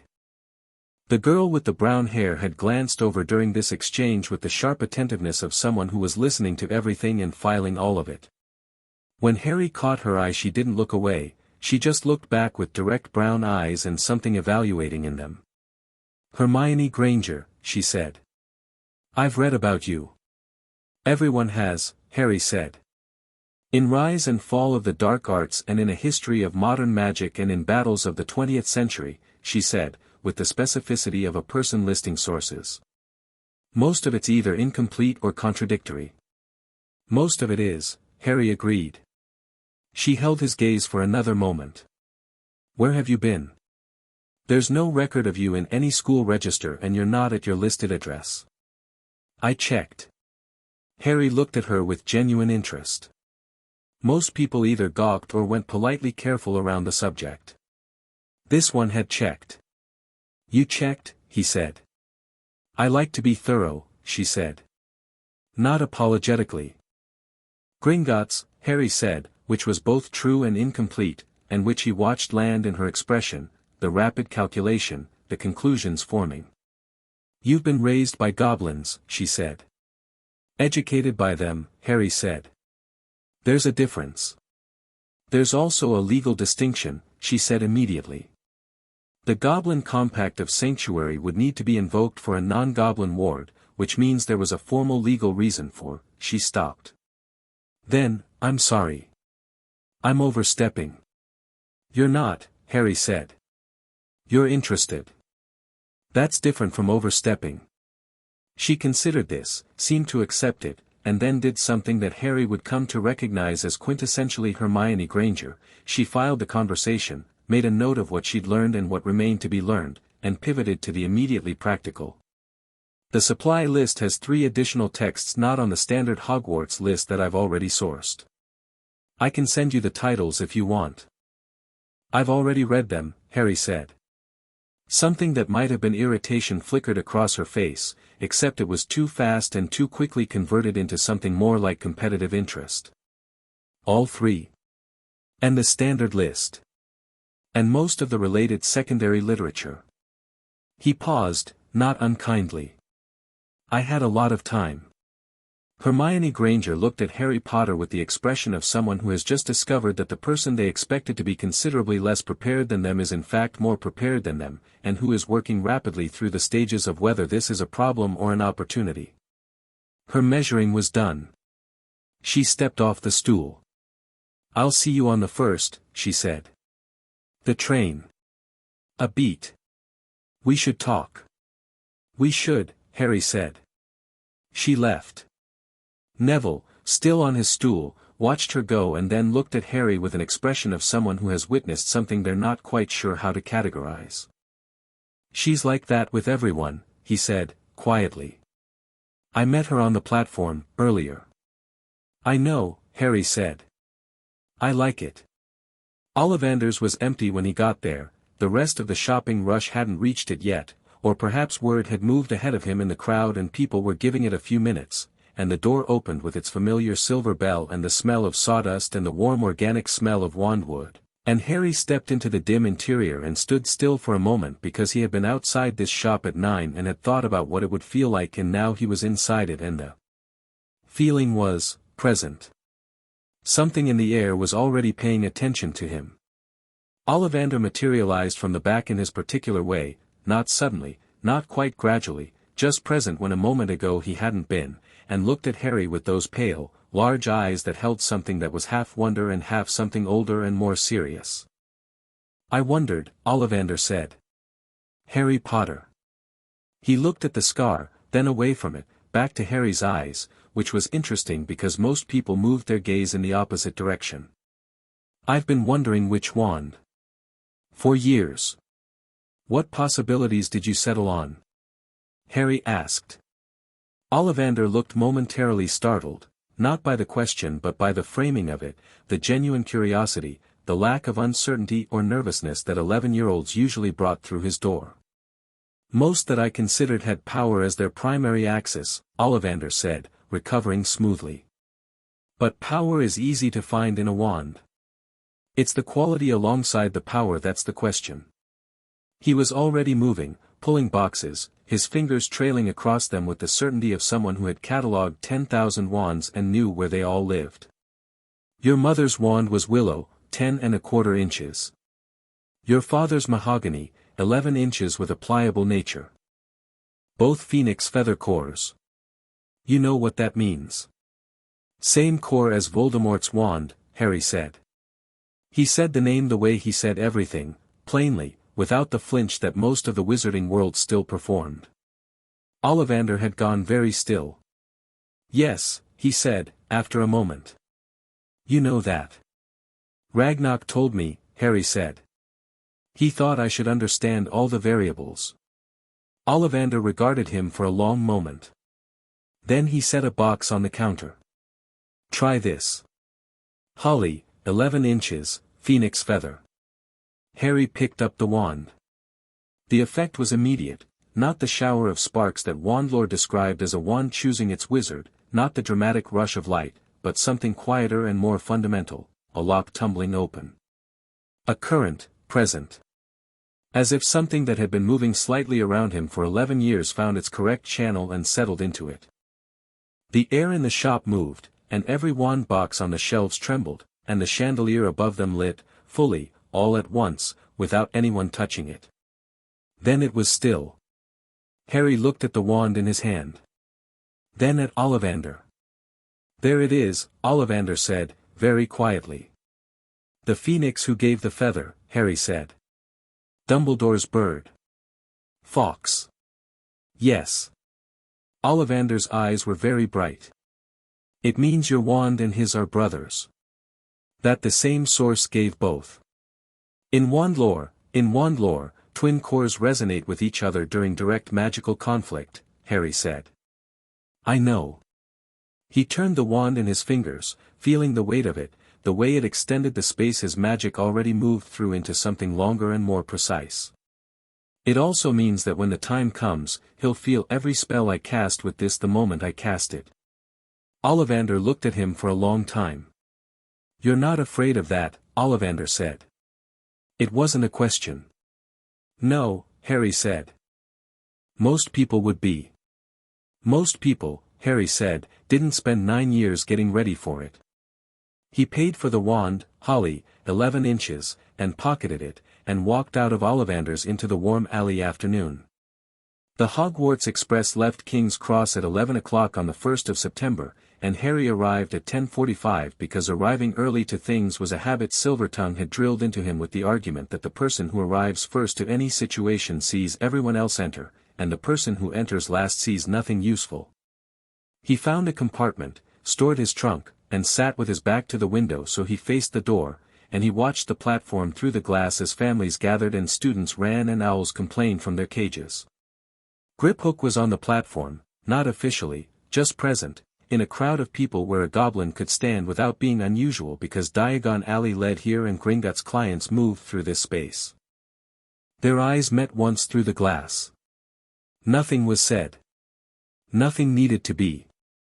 The Weasley family arrived in a rush of red hair and noise, a tall, freckled woman shepherding 5 children with the practiced efficiency of someone who had done this many times, a girl who looked about Harry's age trailing behind and looking around with wide, curious eyes. Then there were twins, identical, broad-shouldered already at 13, who moved through the crowd with the ease of people who had turned every space they'd ever entered into their personal stage. And behind them a boy Harry's age, tall, red-haired, gangling in the pleasant way of someone who hadn't quite caught up with his own limbs yet, looking around the platform with the slightly overwhelmed expression of a youngest child arriving at the place he'd heard about his whole life. The red-haired boy, Ron, Harry would learn, Ron Weasley, pushed his trolley down the platform and looked through Harry's compartment window and stopped. Stared. Made the specific face of someone who was having a recognition experience they had not prepared for. Harry gestured at the empty compartment. Come in. Ron came in. Sat down. Looked at Harry. Looked at the scar. Looked at his own hands. Looked back. Sorry, he said. Mums told me, and my brothers, and everyone. You know. He gestured vaguely at the general concept of Harry's fame. I know, Harry said. I'm Ron Weasley. Harry Potter, Harry said, deliberately making it the same kind of ordinary introduction, name and family name, and watched Ron's shoulders drop slightly as the formality dissolved. Right, Ron said. Where've you been? Because Fred and George bet that you'd been raised by wolves, and now they owe me 50 pence each, goblins, Harry said. Ron stared. Actually. That's brilliant, Ron said, with the immediate, unconsidered enthusiasm of someone reacting honestly rather than politely. Is it? Goblins? Living in Gringotts? 9 years, Harry said. It's a very good education. Fred's going to be so annoyed. He had dragons as a secondary bet. Ron settled back in his seat with the ease of someone whose natural state was comfort. Can you speak gobbledygook? Fluently, Harry said. That is honestly the most impressive thing I've ever heard, Ron said, with complete sincerity. Then, a beat later, are you brilliant at magic, then? Because that would be either great or terrible depending. Harry considered this. Yes, he said. Is that a problem? Ron thought about it. Depends on what you do with it, doesn't it? Harry looked at Ron Weasley across the compartment and thought, with the part of him that Silvertongue had sharpened, that this was a person who understood things more clearly than the packaging suggested. No, Harry said. It doesn't. Hermione arrived 20 minutes into the journey, knocked on the compartment door with the brisk efficiency of someone who had thought about whether to knock, decided yes, and then did it decisively. I've checked the other compartments, she said, settling in without waiting for an invitation, which Harry appreciated. We're together in charms, transfiguration, and potions. I've already outlined the first 3 weeks of each based on the syllabi from last year's students. She looked at Harry. I assume you've already done the same. I've read the current textbooks and the last 5 years of Hogwarts curriculum outlines, Harry said. Golden Shield helped me build a comparative framework with theoretical literature. Hermione opened her mouth. Closed it. Opened it again. Who is Golden Shield? My magic theory tutor, Harry said. Goblin scholar. She's written 4 monographs on the structural mechanics of wizarding spell design. Those are published? Hermione said. In gobbledygook, Harry said. I can get you copies. The expression on Hermione Granger's face in that moment was one that Harry would remember for a long time, the rapid internal war between competitive instinct and the simple joy of discovering that something excellent existed that she hadn't known about yet. The joy won. It always won with Hermione, he would come to learn. The joy of learning always beat everything else. Yes, she said. Please. Ron looked between them with the expression of someone watching a very specific kind of tennis match. Are you two going to be like this the whole year? He asked. Probably, Harry and Hermione said, at approximately the same time, and the compartment settled into the easy rhythm of 3 people who had just quietly decided to figure each other out. Hogwarts appeared through the train window in the early evening dark, towers lit against the sky, the lake black and glittering below, the whole thing enormous and ancient and completely, entirely real in the way that things you have read about and imagined are never quite real until you are looking at them directly. Harry looked at it for a long time from the window.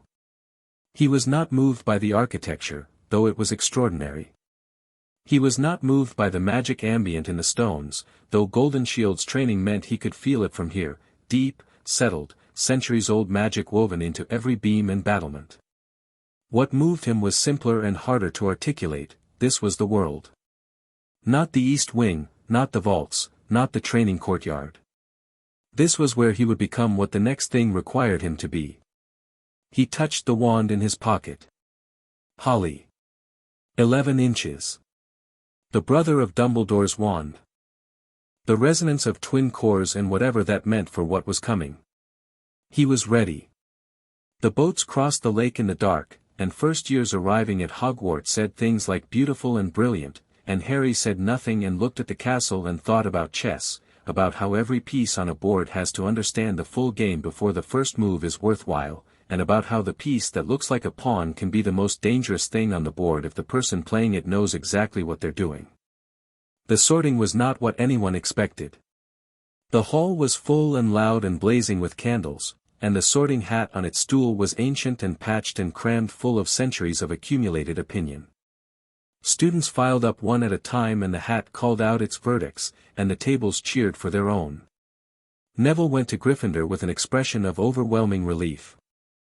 Hermione went to Gryffindor with the immediate posture of someone taking careful inventory of their new environment.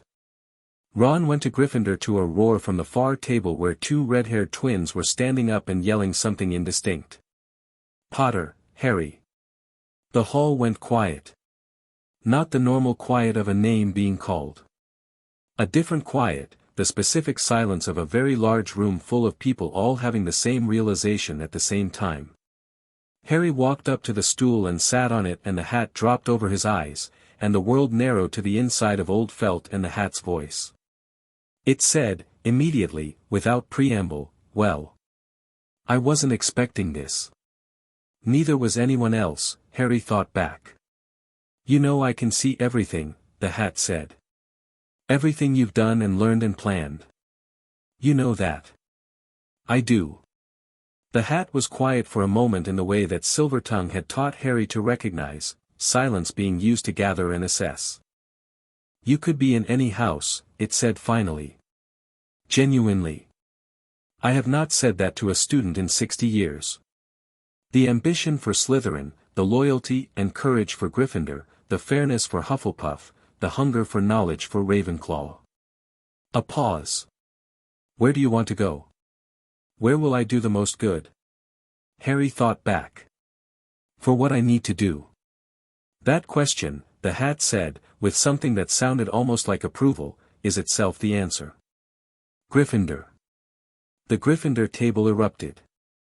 The other 3 tables clapped with varying degrees of enthusiasm, because Harry Potter going to Gryffindor was what everyone had expected and hoped for, and anticipation delivered is still a pleasure.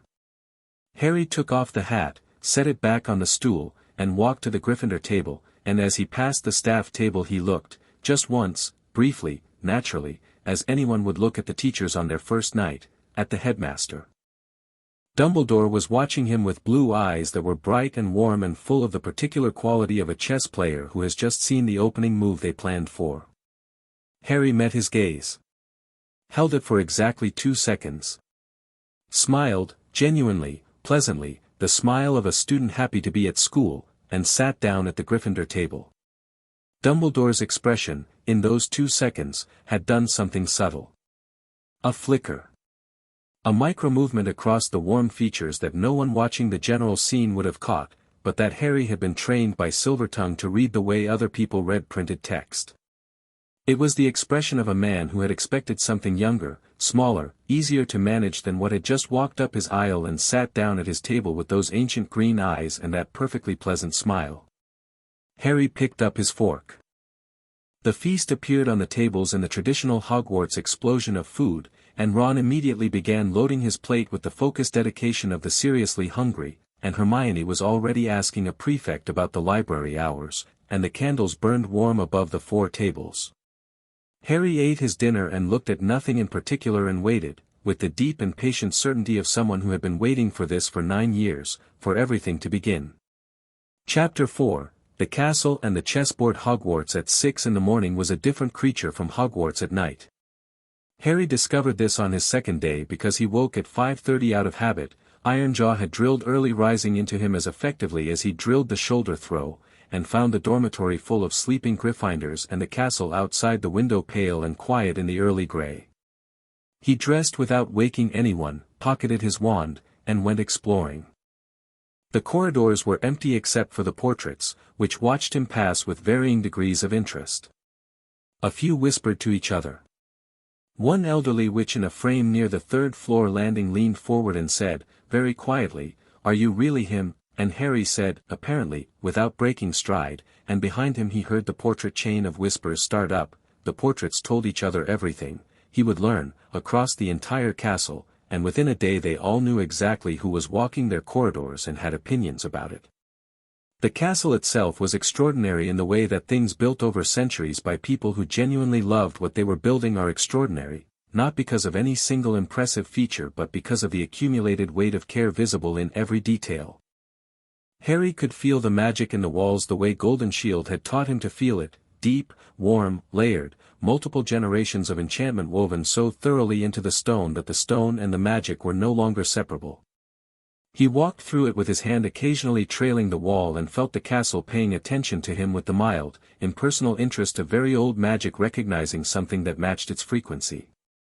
He found the library at 6:30, confirmed it opened at 7, found a bench outside it in a corridor with a window overlooking the grounds, and sat there in the early light watching the lake turn from black to silver to pale blue while he ran through the first week's worth of curriculum in his head. "You're up early." He turned. A girl standing in the corridor, dark skin, bright eyes, a prefect badge on her robes, 5th year by the badge coloring. She was carrying a stack of books and looking at him with the direct curiosity of someone who had heard the name from the portraits already and was verifying for herself. "I always am," Harry said. "I'm Angelina Johnson," she said. "Gryffindor." "Harry Potter." "Obviously." She grinned at that, a good, uncomplicated grin. "The portraits have been talking about you since you sat down in that corridor. The knight in the 3rd-floor frame says you move like you've been trained." "I have been," Harry said. "By goblins," she said, making it a confirmation rather than a question. "Word travels." "You're at Hogwarts," Angelina said. "Word doesn't travel here so much as it teleports." She shifted her books. "Quidditch tryouts aren't until 3rd week. Just so you know." Harry looked at her. You think I play? I think you're Harry Potter and that you grew up in the most competitive institution in the magical world and that you've probably been preparing for Hogwarts in more dimensions than most people would think to, she said.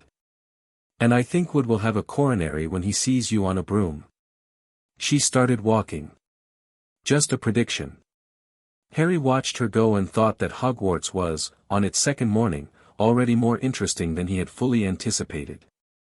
Potions was first, in the dungeons, with Slytherin, and Professor Snape arrived with the specific energy of someone who has mastered the entrance and deploys it deliberately, doors sweeping open, robes settling, silence falling across the room with the practiced efficiency of a man who has been producing this effect for years and finds it completely sufficient. Harry had read about Severus Snape. Silvertongue had given him a thorough briefing on every member of the Hogwarts staff, their histories, their politics, their affiliations. Snape had been a Death Eater turned spy, a double agent for Dumbledore's order, a man whose loyalties were so thoroughly entangled with debt and grief and ideology that untangling them would require more time than Harry had currently allocated to the project. He was also, by all available accounts, a genuinely exceptional potioneer and the most likely source of academic friction Harry was going to find in this building. Snape's gaze moved across the room in a slow sweep, categorizing, landing on faces with the brief accuracy of someone with an excellent memory and specific points of interest. It reached Harry and stopped. Not for long. A fraction of a second longer than the others. Then it moved on. You are here, Snape said, to the room in general, to learn the subtle science and exact art of potion making. For those of you who have arrived expecting to wave wands and produce results, you are in the wrong class. He moved between the benches. Potions does not forgive inattention. It does not accommodate sloppiness. It does not reward enthusiasm in the absence of precision. Harry was seated next to Hermione, which had happened naturally. She had come through the door and found the most central bench with clear sight lines to the board, and Harry had sat beside her because it was the same bench he would have chosen himself, and Ron had come in after them and sat on Harry's other side with the mild resignation of someone who has resigned himself to being surrounded by people who have already done the reading. Snape reached the front and turned. Potter. Harry looked up. Our resident celebrity, Snape said, with the specific tone of a man who has been saving this for years. Tell me, what would I get if I added powdered root of asphodel to an infusion of wormwood? The room held its breath with the unified relief of people glad the question wasn't directed at them. Harry looked at Snape with the patient attention that Silvertongue had spent 2 years drilling into him, the specific quality of listening that showed you were present without showing whether you were impressed or intimidated. A sleeping draught so powerful it's known as the draught of living death, Harry said. The combination induces a death-like sleep. The wormwood acts as a stabilizer for the asphodel's soporific compounds and prevents the rapid metabolic shutdown that makes undiluted asphodel preparations dangerous. He paused, exactly as long as was appropriate. The name asphodel also has symbolic resonance. In Greek mythology the asphodel meadows were where ordinary souls went after death. Some potion historians believe the naming was deliberate. The room was very quiet. Snape looked at him. His expression was not the one he had been building toward, the one designed to deflate and diminish. It was something more complicated. Something recalibrating. Where is the bezoar found, Snape said, and what is it used for? The stomach of a goat, Harry said. It's used as an antidote to most poisons. Has been for at least 1,000 years, Goblin medical texts from the 9th century reference it, predating most European wizarding pharmacology. And the difference between monkshood and wolfsbane. They're the same plant, Harry said. Also called aconite. Different names for the same thing, like many potions ingredients that were named independently by different traditions before standardized taxonomy. Snape was completely still. Behind Harry, Ron's breathing was very controlled in the way of someone trying not to make a sound. Hermione, to his left, had her quill poised over her parchment but wasn't writing because there was nothing to write down yet. 5 points to Gryffindor, Snape said, which was clearly not what the sentence had been going to be when it started, but which was where it arrived.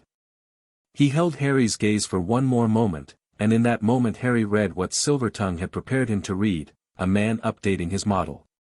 A man who had expected, who had been prepared for, a famous, coddled, probably average boy, and who was now standing in front of something else and deciding what it meant.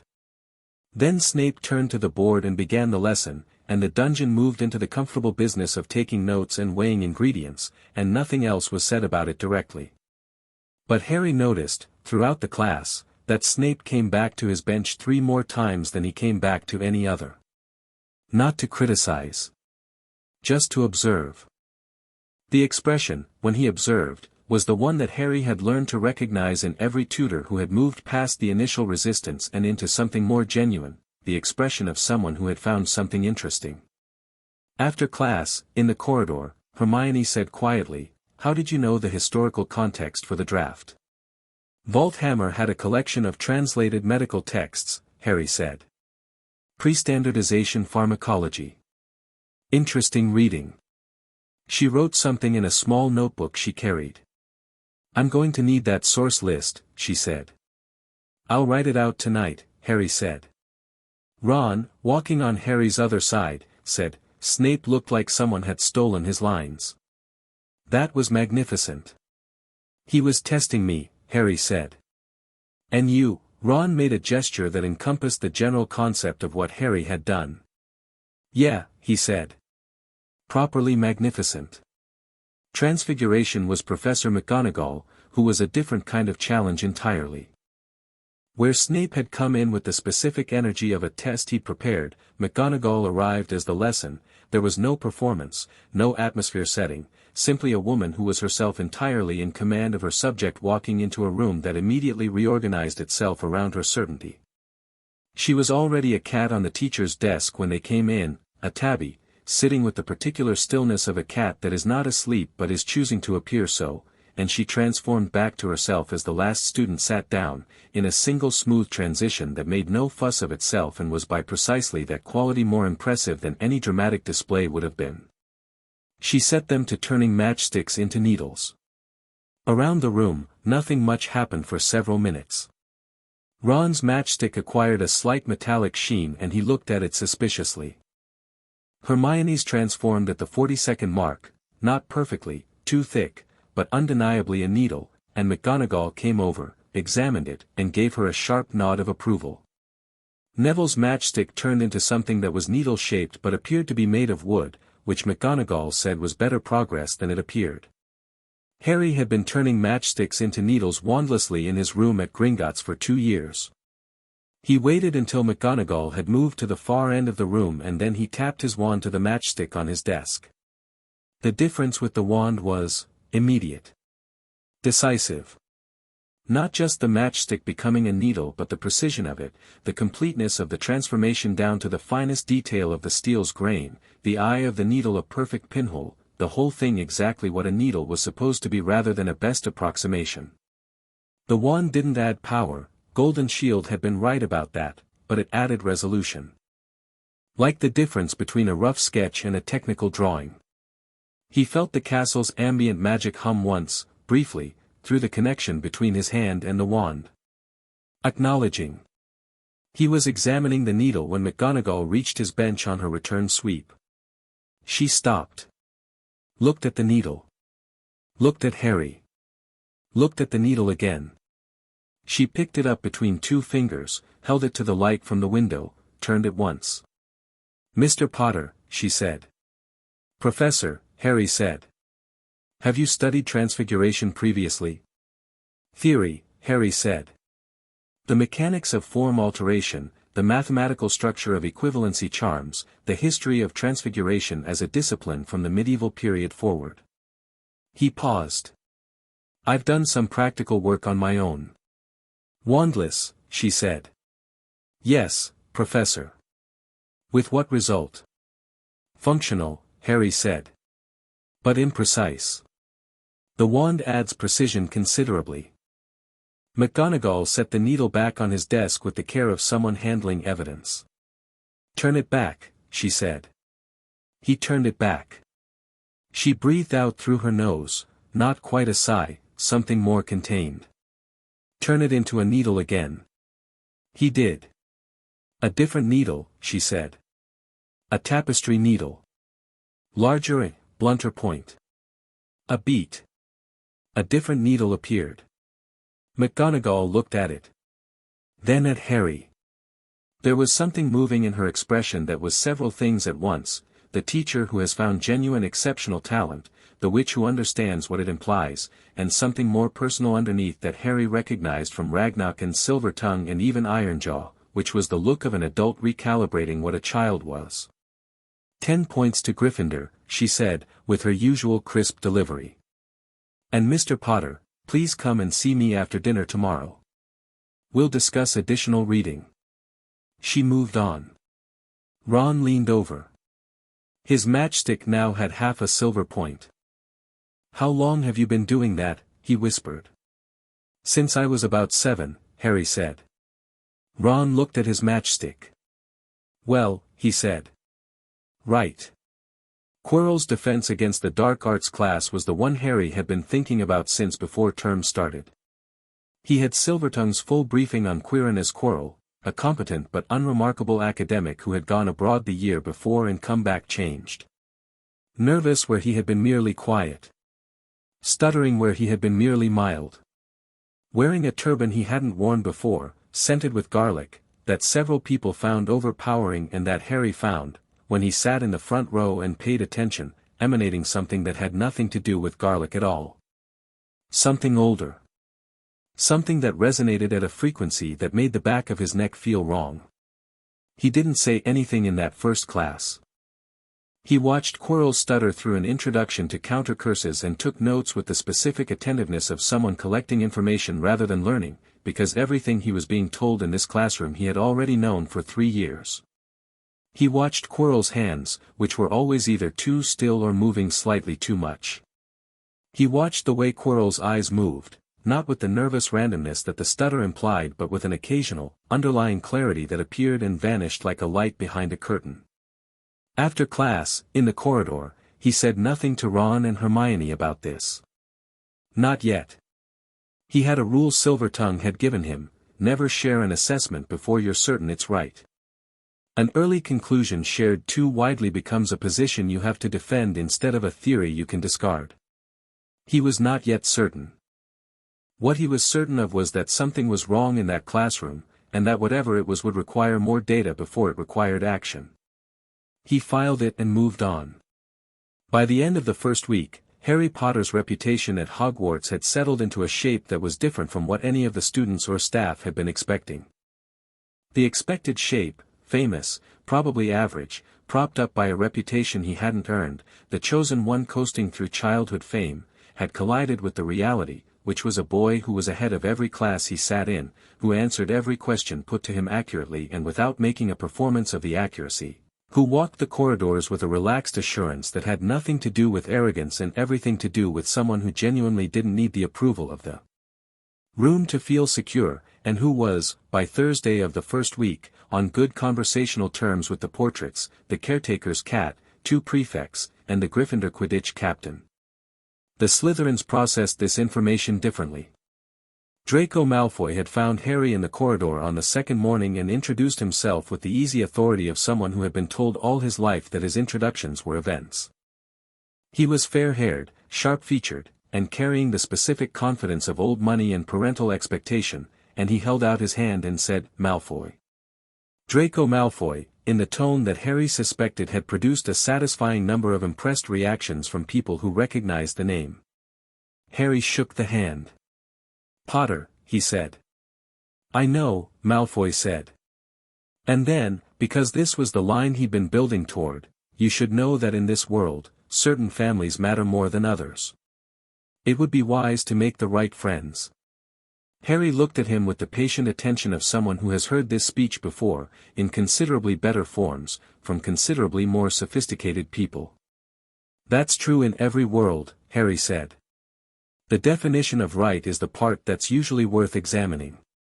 Malfoy blinked. You're saying that you're from a powerful family and that proximity to you would be advantageous," Harry said. "I understand the offer. I appreciate the directness." He smiled pleasantly. I'll think about it. He walked on. Behind him, Malfoy stood in the corridor with the specific expression of someone whose script had not accommodated the other person going off it, and who was now processing what had just happened. By Friday, the Slytherin assessment of Harry Potter was apparently dangerous. They weren't wrong.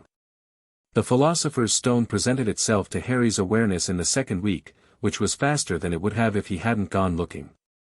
He went looking because Golden Shield had once told him that the most powerful magical artifact in any given environment would leave a trace in the ambient magic that a sufficiently sensitive person could detect, the way a very large rock leaves a distortion in the current of a river.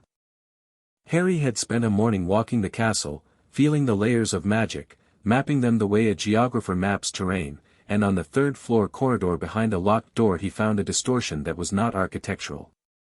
Not woven into the stone. Something placed here recently, and powerful enough to make the air feel different for 12 feet in every direction. He did not open the door. He walked past it and went to dinner and sat across from Hermione and Ron and ate his shepherd's pie and thought about what he knew about Flammel, about the stone, about what Dumbledore would be likely to do with an object that powerful and why he would bring it here. You went quiet, Ron said, halfway through dinner. Thinking, Harry said. About what? The third-floor corridor, Harry said. Ron and Hermione looked at each other. It's forbidden, Hermione said. There was a warning at the start of term speech. Yes, Harry said. You went to the third-floor corridor, Hermione said. Not a question. I walked past it, Harry said. In the corridor. Which is allowed. He looked at her. Something's behind that door that Dumbledore wants people to know is dangerous without knowing what it is. That's a specific kind of protection. Hermione's quill was in her hand even though there was nothing to write on. It's a trap, she said slowly. It's a test, Harry said. He's checking who will try to get to it. Why would the headmaster? She stopped. Started again. You think he put it there to see who would go after it? I think, Harry said carefully, that Dumbledore is a man who believes that if something dangerous is worth protecting, the best protection is a person, not a door. And that the person he had in mind for this particular protection was someone who would feel compelled to go through that door. He picked up his fork. I'm not going through the door. Hermione stared at him. You already know what's in there. I have a strong hypothesis, Harry said. Which is? He looked at her, deciding quickly. The Philosopher's Stone, he said. Flammel's stone. I'll tell you why I think so after I've confirmed it. Hermione absorbed this. How will you confirm it without going through the door? There's a book in the library, Harry said. Section on alchemical artifacts. 5th shelf from the left, 3 from the back. Cross-referenced the magical signature characteristics with what I felt in the corridor and it's fairly conclusive. He paused. I checked on Wednesday. I was waiting to see if the data held. Hermione was quiet for a moment. Then she said, in a tone that was stripped of all its usual competitive edge, you've been doing this all week, haven't you? Mapping everything. 9 years with goblins, Harry said. You learn to understand the environment you're operating in before you act in it. Ron had been following this with a focused expression that he reserved for things that genuinely engaged him. So someone's going to try to get the stone, he said. Someone other than us. Yes, Harry said. And Dumbledore either wants that to happen or expects it to happen and has set it up as a trial. Yes. And you think the person who's going to try to get it, Ron said, is already in this castle. Harry looked at Ron Weasley across the table and thought again what he had thought on the train, that this was a person whose clarity of thought was not immediately obvious because it arrived wrapped in ordinary-looking packaging. Defense against the dark arts, Harry said. Our teacher. The table was quiet. Quirrell, Ron said flatly. Quirrell, Harry said. He's a Hogwarts professor, Hermione said, and even as she said it Harry could see her thinking through it, testing it, arriving at the same place. He has access to everything already. He doesn't need to break through Dumbledore's protections, he's already inside them. Almost like someone planned it that way, Harry said. He sent Ragnarok a letter that night, brief and in gobbledygook, using the private cipher they had established before term. He described the stone, Quirrell, and his assessment. He did not ask Ragnarok to act. He did not say he needed help. He described what he knew and what he planned to do about it, which was to monitor and document. Ragnarok's reply came 2 days later, equally brief: good instincts. Trust them. Don't get killed. We have legal proceedings that require your presence. Harry read it twice, felt something warm move through his chest, and went back to his transfiguration essay. The interaction with Dumbledore happened in the 3rd week, which Harry had been expecting, and it happened in the way Harry had been expecting, which was a casual summons, an invitation to tea, phrased warmly, as though it were simply the natural thing for a headmaster to want to connect with his most famous student. Harry went, because refusing would have been strategically worse than going, and because there were things he wanted to observe. Dumbledore's office was extraordinary. Not in the architectural sense, it was a circular room with a high ceiling and too many portraits and the particular slightly too warm temperature of old stone rooms with fireplaces, but in the specifically accumulated sense of a space that had belonged to the same person for 50 years and had absorbed the personality of its occupant into every surface. Instruments on the shelves that spun and puffed and did inexplicable things. Portraits of previous headmasters watching from their frames with the particular quality of portraits that were paying genuine attention rather than just observing. A large, ornate desk that was covered in exactly the right amount of organized clutter. And behind it, Albus Dumbledore, who rose when Harry came in with the specific warmth of someone who is very good at warmth and who has deployed it with excellent results for 80 years. "Harry," he said. "Please, sit down. Tea." "Thank you," Harry said, sitting in the offered chair with the relaxed ease of someone who had spent 2 years practicing exactly how to sit in this chair, metaphorically speaking. He looked at Dumbledore across the desk and let the old man look back, and in the first 5 seconds he took an inventory: the blue eyes, warm and sharp simultaneously, the long silver hair and beard, impeccable, the half-moon glasses through which the sharp gaze was slightly softened, which Harry suspected was a choice, the hands, folded on the desk, still and comfortable, the expression, which was of a man delighted to meet someone he has been looking forward to meeting.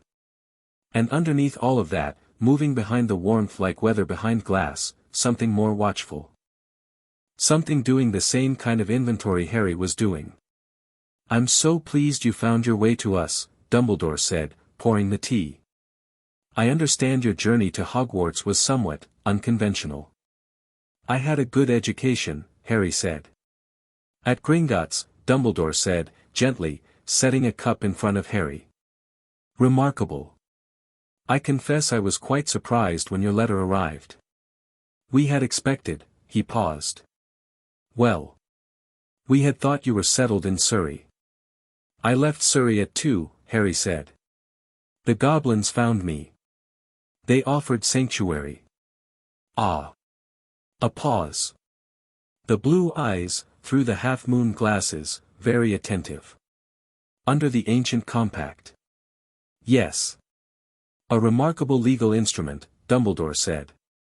"I have great respect for goblin law. It's quite thorough." Another pause, lighter, as though it were simply an observation. "I imagine the goblins were very thorough indeed in their handling of your affairs."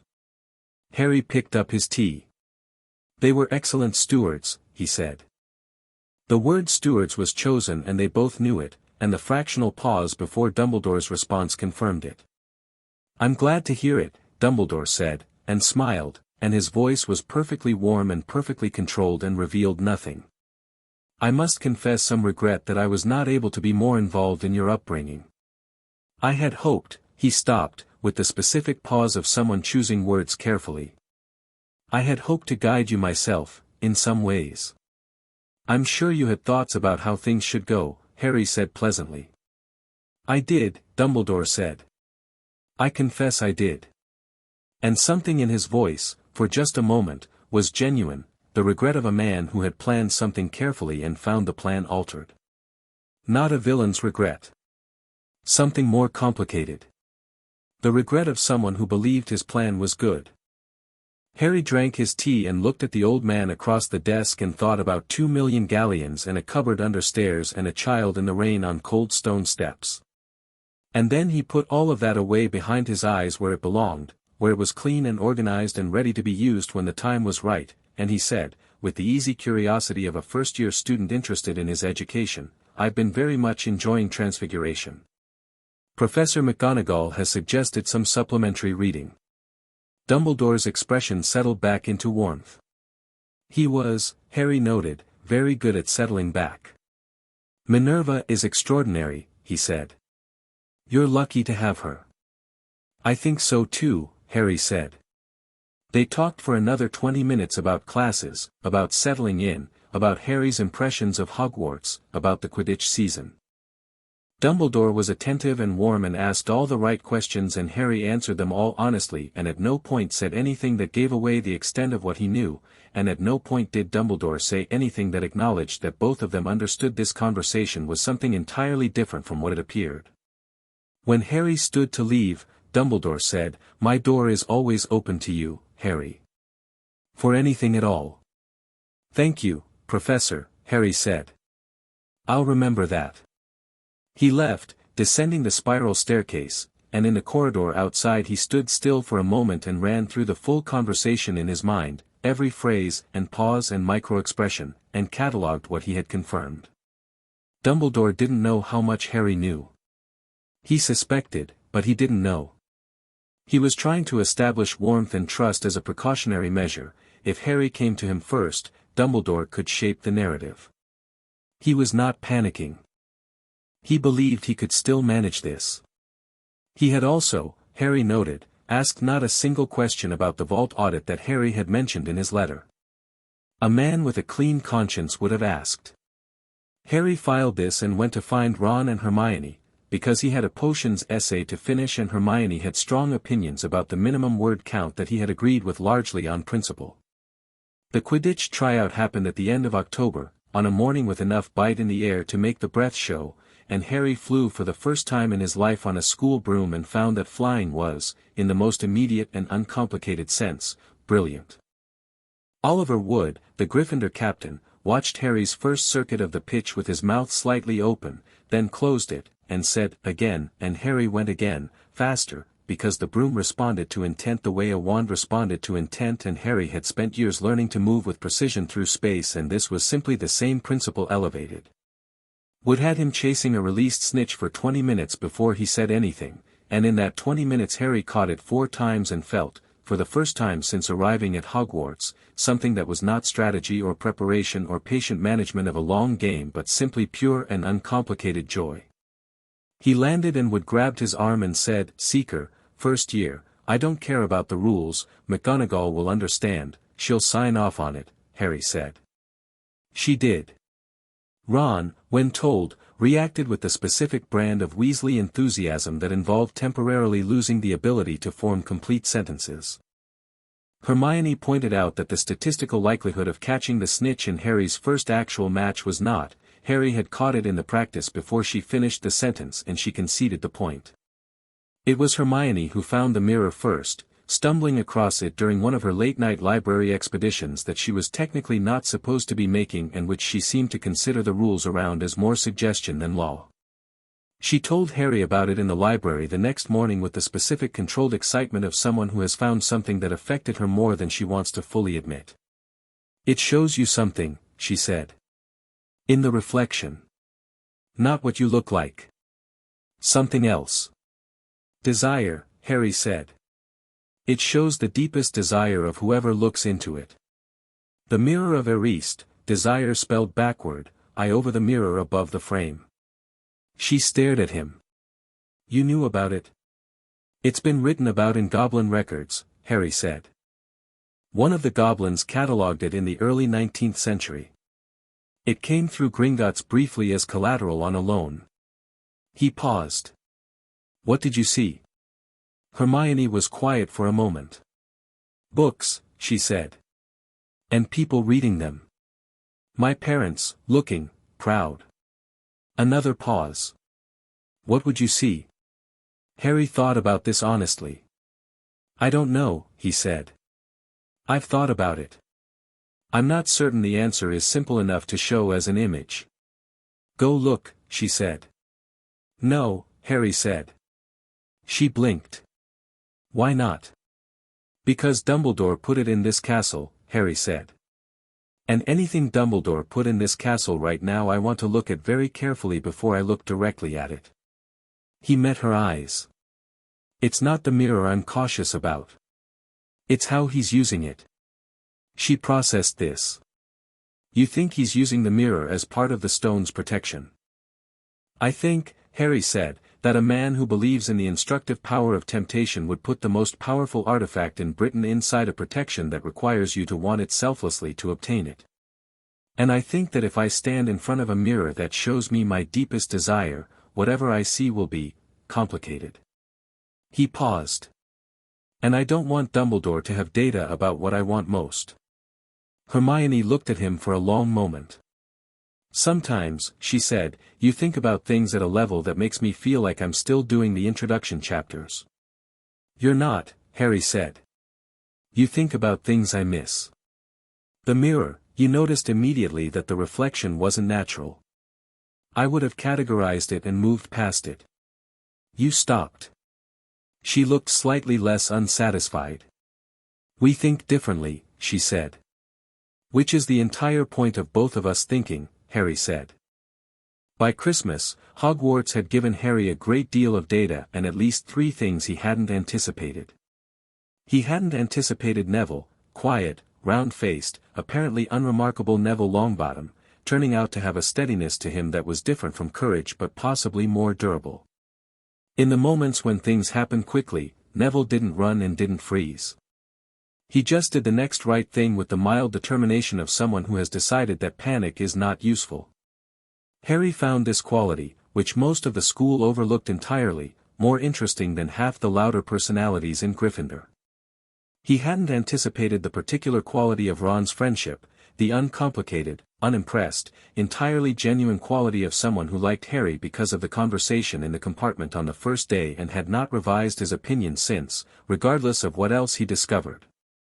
Ron came from a family that had produced a great deal of magical talent and thought of wizards who were good at magic the way other people thought of people who were good at their jobs. Fine, good for them, does not change whether I like you. Harry found this, which was extremely rare in his experience of how people related to him, restful.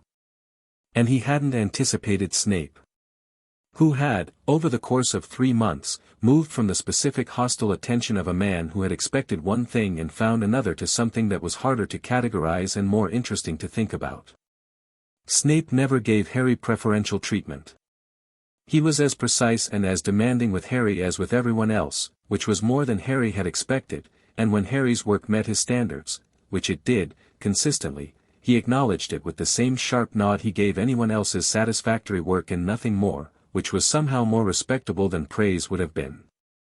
He also, twice, made a reference to Harry's education that was so oblique as to almost not be a reference, but which Harry, who had been trained by a political genius to hear what people said underneath what they said, understood to mean, I know you weren't in Surrey. I don't know where you were. I'm deciding what that means. Harry let him decide. He had time. He was taking the train home for Christmas, home being Gringotts, which was home in all the ways that mattered, and Ron was seeing him off at the station with the slightly wistful expression of someone whose own home was entirely chaotic but who was fond enough of both to recognize the difference. Back in January, Ron said. Back in January, Harry agreed. Right, if anything interesting happens. Nothing interesting will happen at Gringotts, Harry said. They both knew this was not even slightly true. Right anyway, Ron said. Harry boarded the train and sat in his compartment and watched the platform recede and thought about the stone and Quirrell and the mirror and Dumbledore and the particular chess game that was being played across this castle, and he thought about Ragnarok waiting in the East Wing with the sealed documents and the patient certainty of a very old goblin who understood that a well-laid plan required exactly the right moment. The train moved through the winter countryside, and Harry sat with the wand in his pocket and the 9 years of preparation in his chest, and he looked out the window at the darkening sky and thought, with something that was between contentment and the specific quiet satisfaction of a person watching pieces fall into place exactly where they were placed, not yet. But soon. Chapter 5, The Reckoning. The Goblin Court hadn't convened a case of this magnitude in 240 years. The last time had been the reparations trial of 1752, when Gringotts had prosecuted a consortium of wizarding merchants for systematic fraud against goblin trading houses, and that case had run for 6 weeks and had ended with 3 wizards permanently banned from magical commerce and one of them losing his house, his wand certification, and a significant portion of his dignity in that order. The trial had not made the front page of the Daily Prophet because the Daily Prophet had not yet existed, but the record of it sat in the Gringotts archive in a ledger the size of a paving stone, and every goblin in the bank had read it at least once. This case would be larger. Harry knew it, Ragnarok knew it, and Goldtooth, who had spent 3 months after Christmas building the prosecution case into something that could survive any legal challenge a wizard could mount, knew it most of all. He had worked through the Christmas break with 6 other accountants and 2 goblin legal scholars and had produced a document that ran to 412 pages and which, when Silvertongue reviewed it in January, had said simply, "This is enough to bury a mountain." The filing itself happened on the 14th of February, a date Harry had chosen deliberately, because Silvertongue had taught him that timing was itself a form of argument and that choosing Valentine's Day to file fraud charges against Albus Dumbledore had a quality of sharp, clean irony that the wizarding press would not be able to resist. He was right. The filing went to the Goblin Court at 9 in the morning, and by noon Gringotts had received formal acknowledgement of receipt, which triggered the automatic notification protocol, a scroll appearing on the desk of the accused, which in this case meant a scroll appearing on the desk of the headmaster of Hogwarts at approximately 12:15 on a Thursday while third-year Hufflepuffs and Slytherins were taking herbology in the greenhouses and Harry Potter was in the library with Hermione Granger working on his charms essay and feeling the moment arrive. He didn't know the exact second the scroll appeared. What he knew was that at 12:20, Professor McGonagall appeared in the library doorway, found Harry with the unerring instinct of someone who had been tracking his location all term, and said, "Mr. Potter. The headmaster would like to see you." Harry capped his ink, stacked his parchment, and said to Hermione, "I'll finish the essay tonight."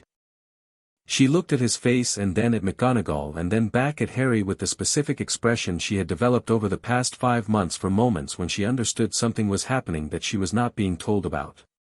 "Okay," she said, which meant nothing of the sort, and which meant she would have a list of questions ready when he returned. He followed McGonagall through the castle, and she said nothing, which was itself information. McGonagall had opinions about everything and generally voiced them, and her silence meant she either didn't know what this was or she did know and was processing it. By the time they reached the gargoyle she had the expression of someone firmly in the second category. Dumbledore was standing when Harry came in. Not behind the desk. Standing in the middle of the room, beside the fireplace, with the Goblin Court scroll in his hand and the warm office and the spinning instruments all around him, and for the first time since Harry had met him the expression on his face was not the one he had prepared. The warmth was still present but it was working harder, operating against something underneath it that was doing its best to surface. Harry sat in the offered chair. He had not been offered it. He sat in it anyway. "Harry," Dumbledore said. "Professor," Harry said. Dumbledore looked at the scroll. Looked at Harry. His eyes, behind the half-moon glasses, were doing several things simultaneously, assessing, calculating, reaching, and somewhere underneath all of that, genuinely feeling something. Harry had thought about this moment for years. He had prepared for the performance of it, for the strategic execution, for every version of Dumbledore's response he and Silvertongue had anticipated. What he had not fully anticipated was the specific quality of the old man's expression, which was not guilt and not defiance but something far more complicated, the expression of a man who believed entirely in what he had done and who was nonetheless confronted with the evidence of its cost. "You filed this," Dumbledore said. "Gringotts filed it," Harry said. "On my instruction." "The Goblin Court has jurisdiction over financial crimes," Dumbledore said. "You're invoking their authority over a matter that also involves wizarding law." The Goblin Court has primacy over crimes committed against funds held in Gringotts accounts, regardless of the nationality or status of the accused, Harry said. The Compact of Ancient Jurisdiction, 1313. The Ministry's own legal review confirmed it in 1847 and has never successfully challenged it since. Dumbledore looked at him. Really looked at him, perhaps for the first time without the filter of expectation, without the image of the child he had planned for obscuring the young man actually sitting in his chair. "You've been preparing this for a long time," he said. 9 years, Harry said. "Give or take." A silence. The instrument spun. The fire crackled. Outside the window the February grounds were white with frost. "May I tell you," Dumbledore said, carefully, "why I did what I did?" "You'll have an opportunity to do that at the trial," Harry said. "On the record. With the full documentation present. I would prefer you save it for then." Something moved across Dumbledore's face. Not anger. Closer to recognition, the recognition of an opponent who understands that they are looking at someone who has thought this through to every level, and that the attempt at the private conversation, at the shaping of the narrative before it became public, is already accounted for and closed. "You don't want to hear it privately," he said, understanding. "I don't want you to say something privately that becomes your defense publicly without the documentation being present," Harry said. "Whatever you tell me in this room, you'll have said it in a room with no witnesses and no legal record. At the trial, it's on record. The difference matters." Dumbledore was quiet for a long moment. Harry waited, because Silvertongue had spent a very long time teaching him what patience in a silence looked like and felt like, and he was practicing it now.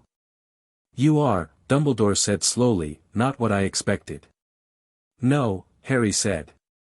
"When I placed you with the Dursleys, you placed me with people who kept me in a cupboard under stairs," Harry said. The warmth in his voice didn't change, but the words were precise and clean and came out with the weight of facts that have been known for a long time. "You placed me there using a guardian dispensation that was never formally registered, which makes it not legally a guardianship. You did this to a 2-year-old whose parents had just been murdered, without consulting any living Potter relative, without filing paperwork with the Ministry's Magical Child Welfare Office, and without Gringotts notification, which was required by law given that I am a registered account holder. The blood wards are not a legal justification for bypassing guardianship law," Harry said. "And in any case the blood wards are irrelevant to the question of why 2 million galleons left my family's vault." There it was. The number, said plainly in this room, landing in the silence between them with the weight of something that had been building toward this moment for a long time. Dumbledore sat down in his own chair. He set the scroll on the desk. He folded his hands and looked at them for a moment, and Harry watched him and thought about the goblin accounting ledger and the red circle around the total and a 2-year-old child in the rain, and he held all of that where it belonged and kept his face and his voice entirely steady. "The money was used," Dumbledore said, "for the ongoing effort to prevent Voldemort's return. The Order of the Phoenix required funding that I could not obtain through official channels, because official channels were compromised. The Ministry was infiltrated. The people doing the work were doing it without support, without recognition, risking their lives." "I know," Harry said. Dumbledore stopped. "I know what the money was used for," Harry said. Goldtooth traced every transferred galleon. Order operational costs, safe house maintenance, communication network funding, bribe payments to Ministry officials who could suppress information. "I know all of it." He paused. "And none of it changes what it was. You took money from an orphaned 2-year-old's estate, without his consent, without legal authorization, to fund a war that you were running according to your own strategy and your own timeline and your own vision. You decided that my money and my future and my choices were yours to manage because you believed your cause was right." "It was right," Dumbledore said, and the warmth in his voice was gone now, replaced by something firmer and genuinely felt. "The cause was right. Voldemort was defeated," Harry said. "By my mother. By her love and her choice to die. Not by your strategy, not by your managed timeline, not by the 2 million galleons. By one woman's choice. He kept his voice level. You took my money for a cause that was won before you took it. The transfers began in November 1981. Voldemort was gone on October 31st. You kept taking. The silence after this was different from the previous ones. Fuller. More weight in it. Dumbledore looked at his hands. There was still work to do, he said. There were Death Eaters who had escaped justice. There were people who needed protection. The war was not simply over. Harry said. No. But the question of whether to continue the work is separate from the question of whether to fund it with money that belonged to me. You could have fundraised. You could have used your own considerable fortune. You could have gone to the Wisengamot and made a legal case for operational funds. You chose not to, because choosing not to meant you controlled the money and the decisions and the strategy without accountability. He paused. That's not a righteous choice. That's a convenient one dressed in righteous clothes. Dumbledore looked up. And in his face was something that Harry had not expected to see there, something fractured. Not the warmth, not the calculation, not the careful management of a very experienced and very intelligent man. Something underneath all of that, exposed. The genuine hurt of someone who has been told true things they have not told themselves. Harry sat with it. He did not reach across the desk with reassurance because reassurance would have been dishonest and dishonesty would have undermined everything. But he also did not press. He let the silence be. The trial, Dumbledore said finally, quietly. When is it? The Goblin Court sits on the 1st of April, Harry said. You'll receive formal summons within the week. You have the right to retain counsel from either the Wizarding Bar or the Goblin legal tradition. I would recommend the latter. The court process is different from the Wisengamot and Wizarding Council sometimes struggles with the protocol. Dumbledore looked at him for a long moment. You're 12 years old, he said. Yes, Harry said. How? Dumbledore stopped. Started again. What did they give you? The goblins. What did they give you that produced this? Harry considered the question and decided it deserved a real answer. They taught me everything, he said. And then they let me decide what to do with it. Nobody told me what to feel about what you did. Nobody told me to hate you or to pursue this. They gave me the information and they gave me the skills and they asked me what I wanted. He paused. That's the thing you didn't give me. Not the money. The choice. The trial was on April 1st, 9 in the morning, in the Goblin Court chamber beneath Gringotts. The chamber was not a space most wizards had ever seen. It was lower than the vault levels, carved from the deepest bedrock, lit by wall-mounted crystals that gave off a steady white light with no flicker and no warmth. The floor was black granite, polished by centuries of use. The benches for observers were cut directly from the stone. At the front, a long curved dais held the 7 goblin justices, senior Gringotts officials, robed in deep red, 3 of whom Harry recognized from his years in the East Wing and 4 of whom he did not. The Chief Justice was an ancient goblin called Flintstone who had, by all accounts, presided over 53 cases in 90 years without a single successful appeal. The chamber held 70 people. Every seat was taken. Word had gotten out, not through any leak from Gringotts, which was too disciplined for leaks, but through the Ministry's receipt of the Goblin Court notification, which was a legal requirement, and which had landed on the desk of 3 different Ministry officials who had failed to keep it quiet in the way that Ministry officials consistently failed to keep important things quiet. The Prophet had run a front page 2 days ago, Potter brings fraud charges against Dumbledore. The article had been short on specifics because Gringotts had not provided them, and long on speculation, which had served Harry's purposes better than detail would have. The public gallery was full of faces Harry recognized from a year at Hogwarts, journalists, Ministry officials, members of what remained of the Order of the Phoenix, several Wisengamot members in civilian robes, and at the very back, sitting very still and watching everything, Minerva McGonagall. Harry caught her eye across the chamber. She gave him one small nod. He returned it. Dumbledore sat at the respondents' table in dark blue robes. He had retained Goblin counsel, as Harry had suggested, a sharp-faced goblin lawyer named Sharpquill who had a reputation for procedural brilliance and who was, Harry happened to know, also one of the most honest advocates in the goblin legal tradition. That Dumbledore had hired him was, Harry thought, itself a form of acknowledgement. A man who planned to stonewall would have hired someone less scrupulous. Harry sat at the petitioner's table with Goldtooth beside him and the full case documentation stacked in precise order between them. Ragnarok was in the observer gallery. The chief of Gringotts did not sit at the petitioner's table because that would have been a conflict of roles, and Ragnarok understood roles with immaculate precision. But he was there, and when Harry sat down he looked across the chamber and found Ragnarok's iron eyes and held them for a moment, and Ragnarok looked back with the expression of a very old goblin who had been waiting for this for 9 years and was now, quietly, watching it happen. Griphook was beside Ragnarok. He gave Harry a look that, translated from Goblin to English, meant something like, "Don't get clever, just win." Harry gave him a look back that meant, same thing. Flintstone called the court to order with a single strike of his stone gavel, which produced no sound but which made the air in the chamber tighten in a way that was entirely physical, and the 70 people in the room felt it in their chests and went quiet.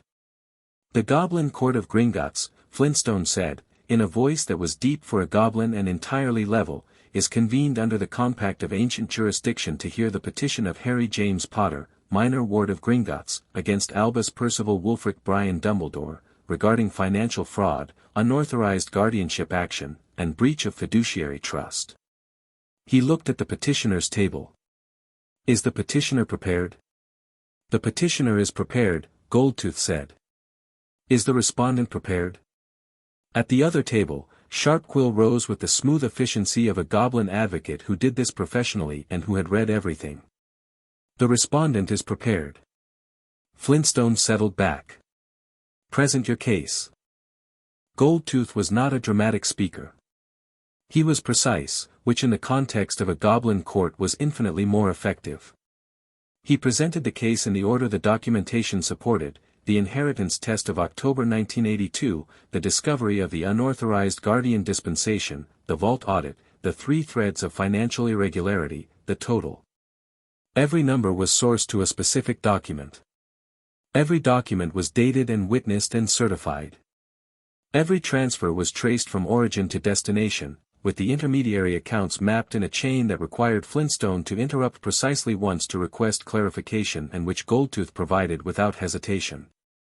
The 412 pages became, over 2 hours, something that sat in the chamber with the absolute density of proven fact. Not allegation. Not argument. Fact, built from Gringotts records that could not be altered retroactively because Gringotts ledgers existed in a magical state of permanent record that had been tested in court 11 times in the past century and had never been successfully challenged. The gallery was very quiet. At the respondents' table, Sharpquill took notes but did not object. There were no legal objections to be made to the presentation of accurate documentation.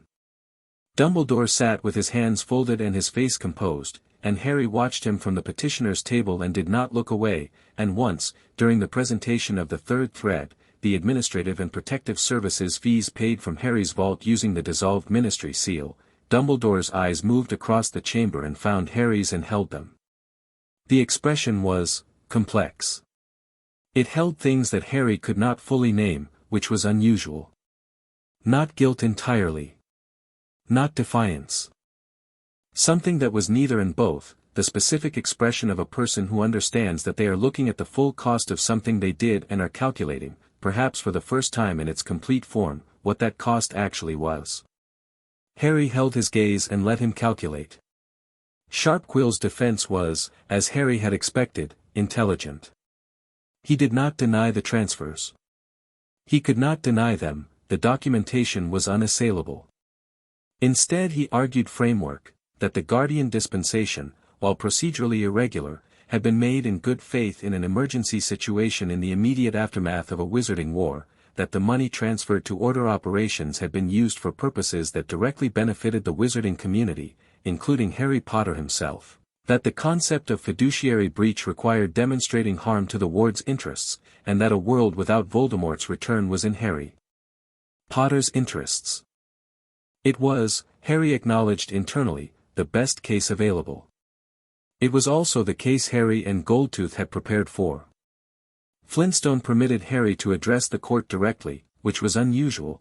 Petitioners in Goblin court proceedings were generally represented entirely by their advocates, but which the Chief Justice exercised his discretionary authority to allow, on the grounds that the petitioner was the primary injured party and had specific knowledge of events.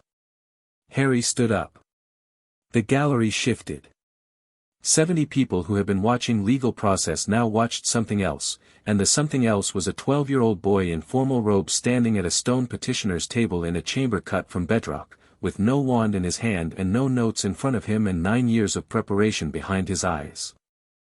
The Respondents' Council argues, Harry said, and his voice carried in the chamber without effort, trained by Silvertongue to fill rooms, that the transfers were made in good faith.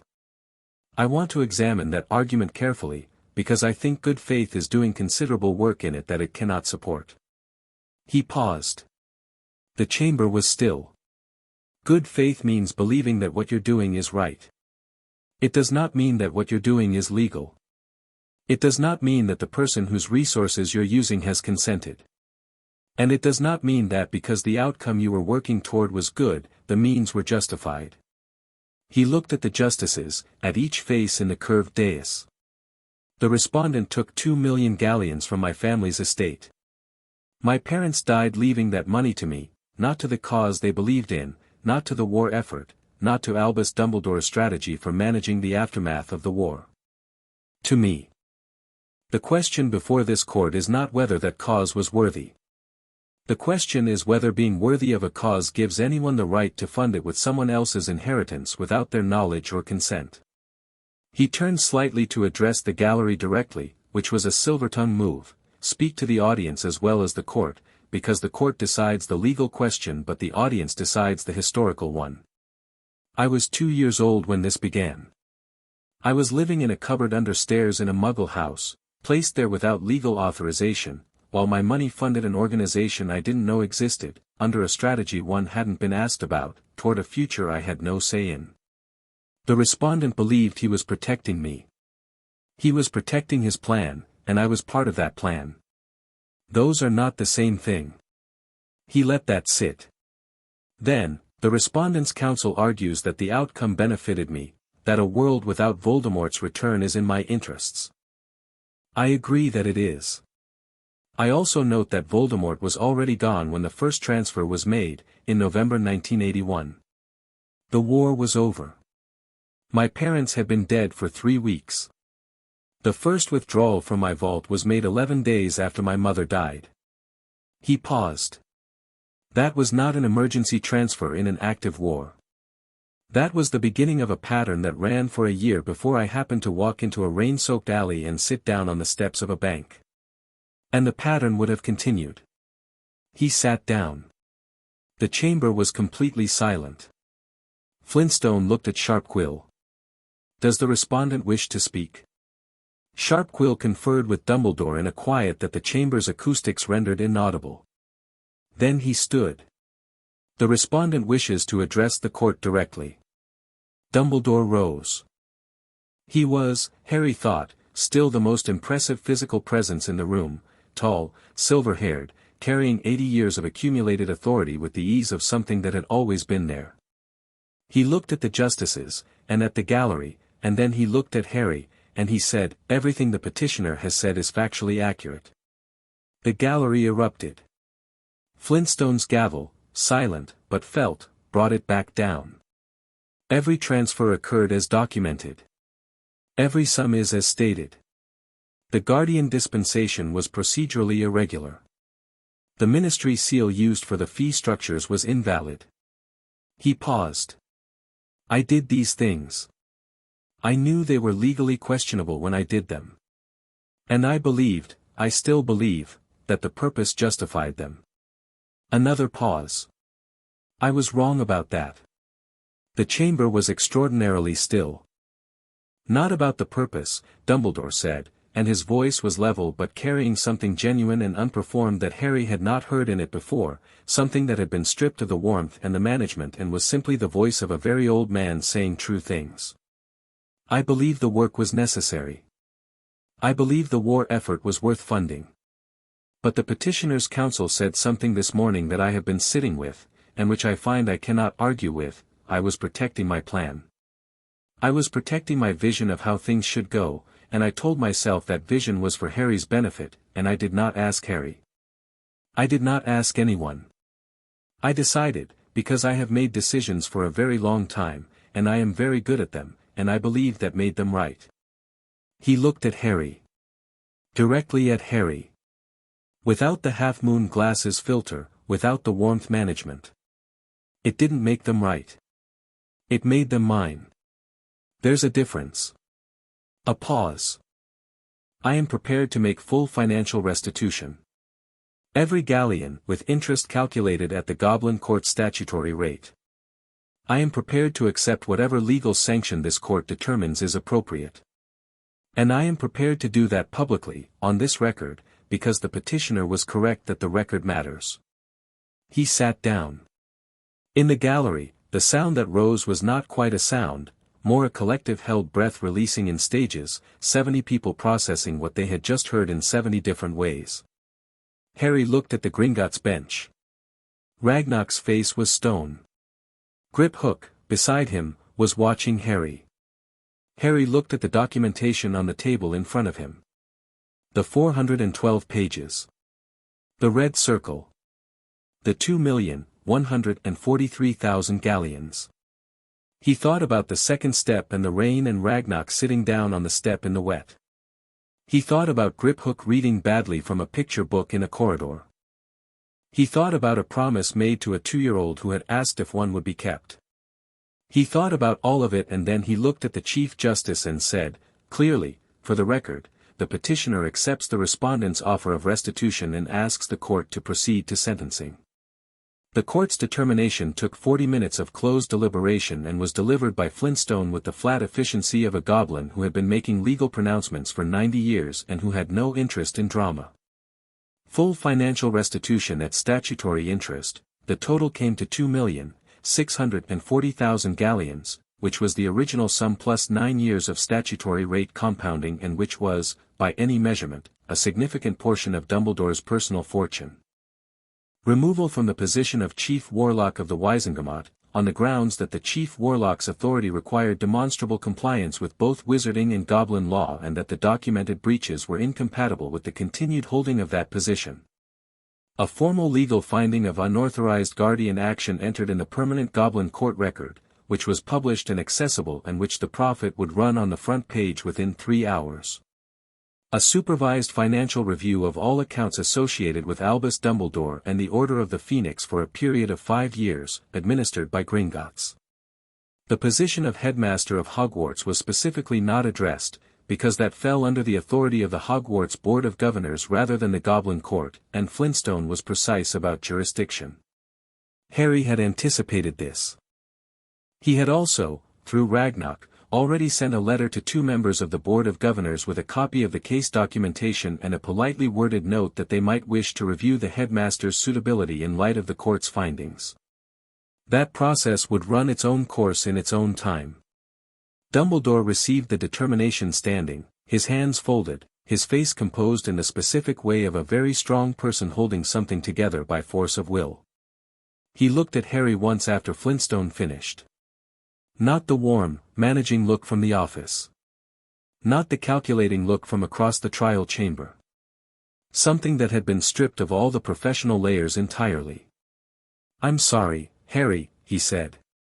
"Not for the gallery." Quietly.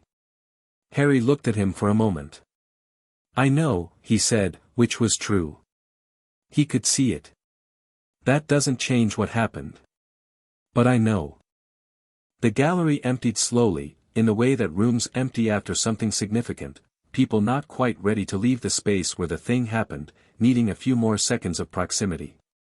Journalists were already moving toward the exit with the urgent speed of people with deadlines. Ministry officials were having intense, whispered conversations in pairs. McGonagall had come down from the back and was standing near the door with an expression that was controlled with the iron precision of someone who has strong feelings and extremely long practice at not showing them. Harry found Ragnock and Griphook at the edge of the chamber, and for a moment the three of them stood together in the white light of the crystal lamps and the clearing room, and nothing was said because nothing needed to be. Then Griphook said, "You didn't hesitate. In there." "Not once." "I've been preparing for 9 years," Harry said. "Preparation isn't the same as not being afraid," Griphook said. Harry considered this honestly. "I know," he said. "I wasn't afraid. I was focused. I knew what I needed to do and I did it." He paused. "Maybe that's what not being afraid looks like when you've had long enough." Ragnock made a sound that was, in goblin terms, the equivalent of a dry laugh, not warm, not performed, just the small sound of someone who finds something exactly what they expected and is satisfied by it. "The restitution amount," he said. "The interest calculation is correct. It will be transferred within 30 days under the court order." "I know what I want to do with part of it," Harry said. Ragnock looked at him. "The order members," Harry said. "The ones who worked without pay, without support, who lost people. The Weasleys, the Longbottoms, families that gave everything to the war effort and got nothing back. I want to establish a fund. Not a charity. A debt acknowledgement. The war cost those families something. My money was used to fund the war. That's a connection." Ragnock was quiet for a long moment. "The legal structure, I'll work it out with Goldtooth," Harry said. "I just want you to know the direction." Another moment. Then Ragnock said, "It's a good direction." Which was Ragnock's version of several things at once, and Harry knew all of them. He found Ron in the common room that evening. Because Ron had not been at the trial, Harry had not invited him, wanting the proceedings kept clean, but the Prophet's evening edition had hit Hogwarts at 6 o'clock and the common room had the specific buzzing energy of a space full of people who have just read something that restructured their understanding of several things simultaneously. Ron had the paper in his hand when Harry came in, and the expression on his face was the one he got when something outpaced his usual equanimity. 2 million galleons, he said. 2,640,000 with interest, Harry said, sitting down in the armchair across from him. The common room was watching, had been watching since Harry walked in, and Harry let it watch. He was not uncomfortable being watched. He had never been particularly uncomfortable being anything. And Ron gestured at the paper. He admitted it. Right there in the court. He admitted the facts, Harry said. He maintained it was for the right reasons. He's probably right that his reasons were genuine. That's what makes him complicated. He paused. An uncomplicated villain would have been easier. Easier to hate, anyway.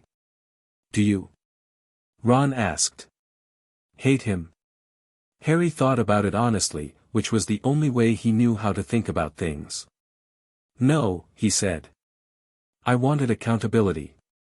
I wanted the money back and I wanted the record corrected and I wanted him to stand in front of a room and have no version of the story that didn't include what he actually did. He looked at the fire. I got all of that. Hating him on top of it would just be extra weight. Ron was quiet for a moment. Then, the fund, he said. For order families. Hermione told me, he stopped. She heard. From someone. Don't ask. The fund is real, Harry said. It's not charity. It's a debt acknowledgement. Ron looked at him. The Weasley family did not have money, had never had money, didn't much discuss not having money, and would not under any circumstances accept something that felt like pity. This was something Harry knew and had thought about, and which was partly why he had named it what he'd named it. Ron's expression moved through several things and settled somewhere between complicated and surprised. My family doesn't need, Ron started. Your father lost 2 years of pay working for the order, Harry said. Your mother ran a safe house out of the burrow that was never compensated. Your brothers, Fred and George would have been toddlers. That wasn't their choice either. He met Ron's eyes. It's not charity. It's math. Ron looked at the fire. His jaw was doing the thing it did when he was working through something that mattered to him. After a long moment he said, "Okay," in a voice that was quiet and meant quite a lot. Hermione appeared from the direction of the girls' stairs with her notebook already open and 3 questions ready, and the common room gradually returned to its usual noise, and the prophet sat on the table between the armchairs with its front-page headline, and the fire burned warm in the Gryffindor Tower.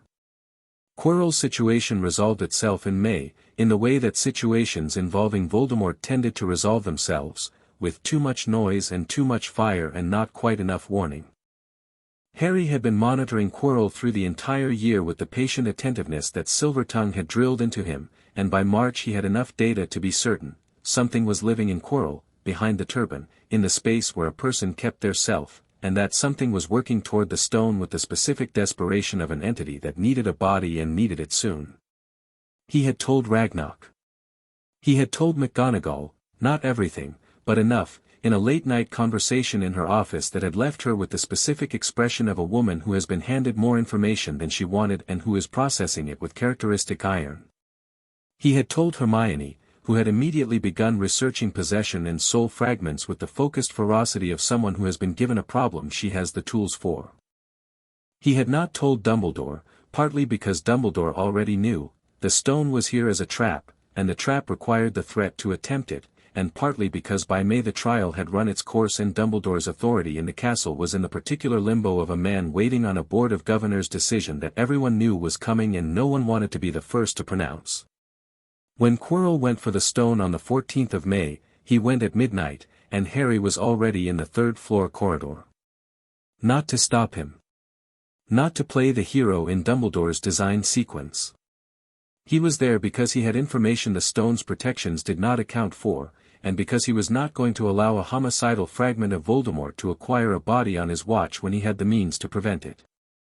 He waited outside the door while Quirrell went through it. Harry had disabled the lock 3 weeks earlier and replaced the charm with a version that looked identical and functioned identically but which he held the release to, and then he followed, moving through the protections with the precision of someone who had spent 3 weeks studying each one and who had the magical sensitivity to feel every tripwire and boundary, and found Quirrell at the mirror of Eriste, hands on the frame, the turban beginning to unwind. Quirrell spun. His eyes were wrong, too much in them, too many presences stacked behind the surface, and he had his wand up before he finished turning. Harry already had his out. He didn't say anything. There was nothing useful to say. He looked at the thing behind Quirrell's eyes and said, with his wand level, in a voice that was completely calm, "It's over." What came out of Quirrell's mouth was not entirely Quirrell's voice.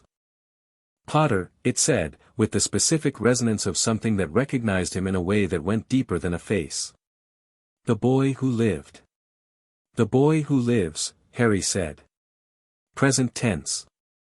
The thing behind Quirrell's eyes moved, the expression changed, became something more genuinely curious, which was the most unsettling version of Voldemort's presence Harry had encountered yet, more unsettling than the hatred would have been. "You came here alone," it said. "The old man isn't coming. You know that." "I know," Harry said. "I don't need him." "You're 12, it said. And you come here without the old man, without your friends, without backup. Confident or foolish?" "Neither," Harry said. "Prepared."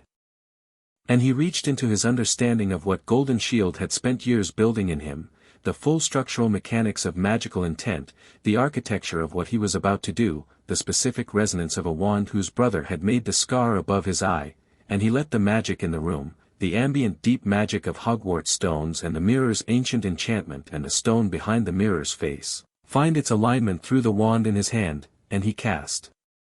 Not a combat spell. Not a flash of light and a shouted incantation. A specific, structured dispossession, a charm that Golden Shield had found in a pre-standard goblin text on the subject of unwilling magical habitation, that operated not on the host but on the hosted, that found the attachment between Voldemort's diminished spirit and Quirrell's physical form and severed it with the clean precision of something that understood exactly what it was cutting. Quirrell screamed. The turban burned. The thing in his eyes reached, stretched, tried to find purchase in the physical world, and Harry held the spell steady with both hands and the full depth of 9 years of preparation behind it, and it found nothing to hold on to, and it went. Quirrell collapsed. Harry caught him, by reflex, the Ironjaw-trained instinct to catch a falling body, and lowered him to the floor and checked for a pulse and found one, thin but present, and sat back on his heels and breathed for a moment in the empty, mirror-lit room. The mirror stood in front of him and he could feel it doing what it did, looking for desire, finding his face, trying to show him. He looked away. Deliberately. Into the middle distance. The stone was behind the mirror. He could feel it. He left it there. When he came back out of the corridor, McGonagall was in the hallway with 2 other professors and an expression that had moved past controlled into something more openly alarmed, and Harry said, "Quirrell needs medical attention, the stone is secure, and I'll write a full account in the morning," and walked past them toward the stairs, because there was nothing more to do here tonight and his charms essay was still unfinished. McGonagall watched him go, and behind her one of the other professors said, quietly, is he all right?" And McGonagall said, after a moment, "I believe he is entirely all right," with an inflection that contained several things at once and which was, coming from McGonagall, the closest thing to stunned admiration that the woman's voice was architecturally capable of producing. The Board of Governors' decision on Dumbledore came in June, the last week of term, after exams, when Hogwarts had the particular stretched, sun-soaked quality of a school winding down and students moving toward summer with the relief of people who have held their breath for 9 months and are now permitted to exhale. Dumbledore remained headmaster. Harry had expected this. The board had found him in breach on the financial matter, had required him to formally recuse himself from any involvement in Harry Potter's affairs in any form, had issued a formal censure that would sit in the official record, and had concluded that whatever his failures in personal conduct, his governance of the school was not demonstrably impaired. Harry had made no objection to this outcome, because objecting to it would have required him to care about Dumbledore's headmastership more than he cared about the actual goals he had set, and he did not. He had his money. He had the record. He had the Wisengamot seat that the removal of the Chief Warlock designation had cleared the way for, a Potter family seat, long dormant, that Harry had formally claimed through the Goblin legal process and which the Ministry had grumpily confirmed was valid. He had, in the East Wing of Gringotts, a sealed set of documents covering every aspect of the case in full, available to any future legal inquiry. And he had, in the last week of June with the castle warming around him and the year ending and a summer ahead that was the first summer of the rest of everything, the particular settled quality of someone who has done a specific and important thing and can now move on to the next one. Chapter 6, Air of Potter Summer arrived at Gringotts the way it always did, not through windows, because the East Wing had few of those, but through the quality of the air coming up from Diagon Alley's surface, warmer and fuller than the winter air, carrying the smell of the apothecary herbs baking in their window boxes and the particular lazy noise of a magical street that had slowed its pace because the sun was out and there was no particular urgency to anything. Harry came back on the 1st of July with his trunk and his owl, a tawny he'd named Chisel, which Griphook had found deeply appropriate and Hermione had found baffling until Harry explained the goblin significance of naming tools, and walked through the East Wing corridor with the specific feeling of someone arriving somewhere that is and has always been genuinely home. The corridor smelled right. The lanterns were at the right height. The portrait of the one-eared goblin still hung at the third-floor junction, still looking not angry, just like himself. Ragnarok was waiting in his study, which meant he had known the exact moment Harry came through the side entrance, which was not surprising because Ragnarok always knew. He had tea already poured, which was a significant domestic concession for a 400-year-old goblin, and he had the summer's worth of accumulated documentation stacked on his desk with the specific precision of a man who has been waiting to go through it together. Harry sat in his chair, still too large, still the same chair he had sat in at age 3 and heard his first explanation of financial records, and picked up his tea and looked at Ragnarok across the familiar desk. "Well," Ragnarok said. "Well," Harry said. They sat with that for a moment the way two people sit with something when they've been waiting to sit with it. The restitution transferred, Ragnock said. I know. Goldtooth sent me a confirmation letter at school. Harry wrapped both hands around his tea. The family fund. The legal structure is ready. Goldtooth has the framework. He's waiting on your instruction for the formal establishment. Ragnock looked at him over steepled fingers. You're certain about the structure? Not a charitable trust.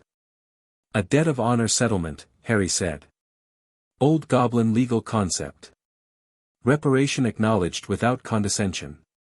Families receive a letter with documentation of exactly what the connection was. This money came through my vault. This vault was managed by my parents died in the war your family served in, here is the proportion calculated accordingly. It's not charity. It's accounting. Ragnock made the small sound. The dry one. The satisfied one. Silvertongue taught you that framing. Silvertongue taught me that every transaction tells a story, Harry said. The story this one tells should be honest. Ragnock nodded once. It will be filed by the end of the week. Griphook appeared at the study door in the mid-afternoon with the expression he wore when he had something to say and was calculating the best angle to say it from, which Harry had learned to recognize at age 5 and which had not changed. The Daily Prophet wants an interview, Griphook said. No, Harry said. The Quibbler, also no. Which weekly? Harry looked at him. Right, Griphook said. There's also a letter from the ministry. The Wisengamot administrator's office. Regarding the Potter family seat. He held it out. Not presenting it the way a formal courier would. Just holding it out, the way one person hands something to another person they know well. Harry took it. Broke the seal, ministry purple wax, the Wisengamot crest, and read it. The letter was formal, thorough, and ultimately confirmed what the Goblin legal team had already told him. The Potter family seat on the Wisengamot was his, validly claimed under the terms of the Ancient Houses Act of 1709, and he was invited to attend the autumn session beginning in September. As he was 12, there was no legal impediment, the Act specified no age restriction, only legitimate heirship, and his heirship was both legitimate and considerably well documented at this point. However, as a Hogwarts student, his attendance would necessarily be limited to school holidays and emergency convocations. He read it twice, folded it, put it in his pocket. How do you feel? Griphook asked. Like there's work to do, Harry said. Which is the same as always. Griphook sat down in the third chair, the one that had appeared in Ragnock's study at some point in Harry's third year in the East Wing and which had simply become the chair Griphook used, without anyone announcing it. What's the Wisengamot seat for? He said. The actual goal. Harry looked at the ceiling for a moment. Change, he said. Goblin rights legislation has been stalled in the Wisengamot for 60 years. Creature welfare bills die in committee. Half-blood protection measures have been rejected 4 times since the war. The seat gives me a floor to stand on. He paused. Not immediately. I'm 12. I'm not going to walk into a room full of people who've been doing this for 40 years and start making speeches. But I can listen. I can learn who votes which way and why. I can build relationships. And eventually, when I know enough and when the moment is right, I can push. Griphook regarded him for a long moment. Goblin rights specifically, he said. Specifically, Harry said. Among others. He met Griphook's eyes. You think I'm doing it to be transactional? I think you're doing it because you mean it, Griphook said. I'm checking. My second language is gobbledygook, Harry said. My best tutors were goblins. The only family I've ever had are goblins. What would be the point of meaning anything halfway? Another moment. Then Griphook said, in gobbledygook, the old phrase, the one that the goblin elders used for a debt of genuine loyalty that transcended transaction, Grak vel imther. Harry answered in gobbledygook without hesitating, the response phrase, the one that accepted the declaration and returned it, vel imther grackle. Ragnarok, still behind his desk, did not look up from his documents. But his pen paused for a moment, and then continued. Hermione arrived at the East Wing on the 15th of July with 2 weeks' worth of research questions, a list of additional gobbledygook texts she wanted sourced, and a look on her face that combined summer sunshine with the specific energy of someone who had been reading and thinking without anyone to talk to about it for 2 weeks and was about to compensate for that comprehensively. She had been here once before, briefly, at Christmas, when Harry had given her a tour of the public areas, but this was different. This was being brought properly into the East Wing, the residential corridors and the library and the consultation rooms where the actual work of the place happened, and she moved through it with the wide, cataloging eyes of someone who understood exactly what she was looking at and was organizing it rapidly. The library was, predictably, the moment. It occupied 3 chambers in the deepest residential level, carved from the same black granite as the court chamber, lit by crystal lanterns, and containing approximately 40,000 volumes of which perhaps 8,000 had any equivalent in the wizarding or muggle world. The rest were goblin original texts, commerce, law, magical theory, history, the deep work craft traditions, oral histories transcribed over centuries, the kind of accumulated knowledge that exists only in the institutions that created it and that the world outside those institutions doesn't know it's missing. Hermione walked into the main chamber and stopped. Just stopped. In the middle of the floor. Looking at the shelves. Harry stood beside her and let her have the moment. After a while she said, very quietly, "This is extraordinary." "Yes," Harry said. "These texts, some of these predate the founding of Hogwarts by centuries, in some cases," Harry said. Volthammer's collection alone covers 800 years of goblin accounting history, which sounds boring until you realize that accounting history is where all the political and social history actually lives, because money is where everything that matters shows up eventually. She turned to look at him with an expression that was open, the way Hermione's face was only occasionally open, when she had forgotten to manage her presentation because something was more important than her presentation. "Can I use it?" she asked. "The library. This summer." "I thought you'd want to," Harry said. "I already arranged it with Ragnarok. You have access to the non-restricted sections and to anything in the restricted sections that I'm present for." She looked at him for another moment. Then, with the characteristic Hermione move of pivoting away from the emotional before it became something she had to address directly, "What's in the restricted sections?" "Legal documents pertaining to ongoing cases," Harry said. "And some of the older craft texts that have safety implications for non-goblins. And the full documentation of my case against Dumbledore." She looked at the restricted section door. "I don't need to read that," she said carefully. "I know," Harry said. "I'm telling you it's there. You're my friend. You should know what's there." She looked back at him, and this time she didn't pivot. "Thank you," she said. "For trusting me with this. All of it. This whole year, you could have kept all of it private. The stone, the trial, everything. You told us. I told you because you're brilliant and Ron is clear-headed than anyone gives him credit for, and because doing everything alone because you're capable of it is just a different kind of what Dumbledore did," Harry said. "He thought he could manage the whole world by himself because he was the most capable person in the room. I'm not interested in making the same mistake." She absorbed this. Filed it. Made a note in the small notebook. Then, "Can I start with the section on pre-standardization magical theory? The 9th century through 12th century material. 3rd chamber, left wall, 5th shelf," Harry said. "Golden Shield's annotations are in the margins in red." She was already moving. Ron arrived on the 20th with a borrowed Muggle car that Mr. Weasley had driven with the concentrated enthusiasm of a man who considers four-wheeled transport a personal challenge, and was deposited on the curb of Diagon Alley with his trunk and a bag of homemade sandwiches that Mrs. Weasley had pressed on him with enough force to imply they contained protective enchantments along with the egg and cress. He came through the side entrance and stood in the east wing corridor and looked around with the expression he gave things he found genuinely impressive but was going to be casual about because that was who he was. "Right," he said. "Bit different from the burrow." "Bit," Harry agreed. "Is everything marble?" "Not the residential wing," Harry said. "The residential wing is granite." "Much better," Ron said, and picked up his trunk. "Where am I sleeping?"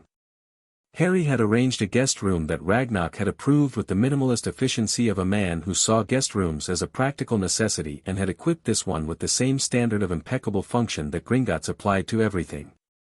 Ron looked at the room, looked at the bed, sat on it, looked satisfied. "Right," he said again.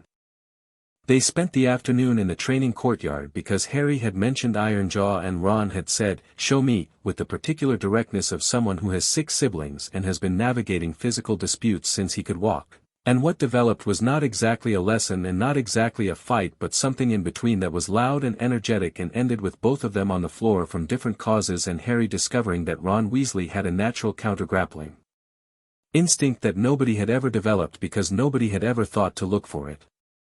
"You should train properly," Harry said, from the floor.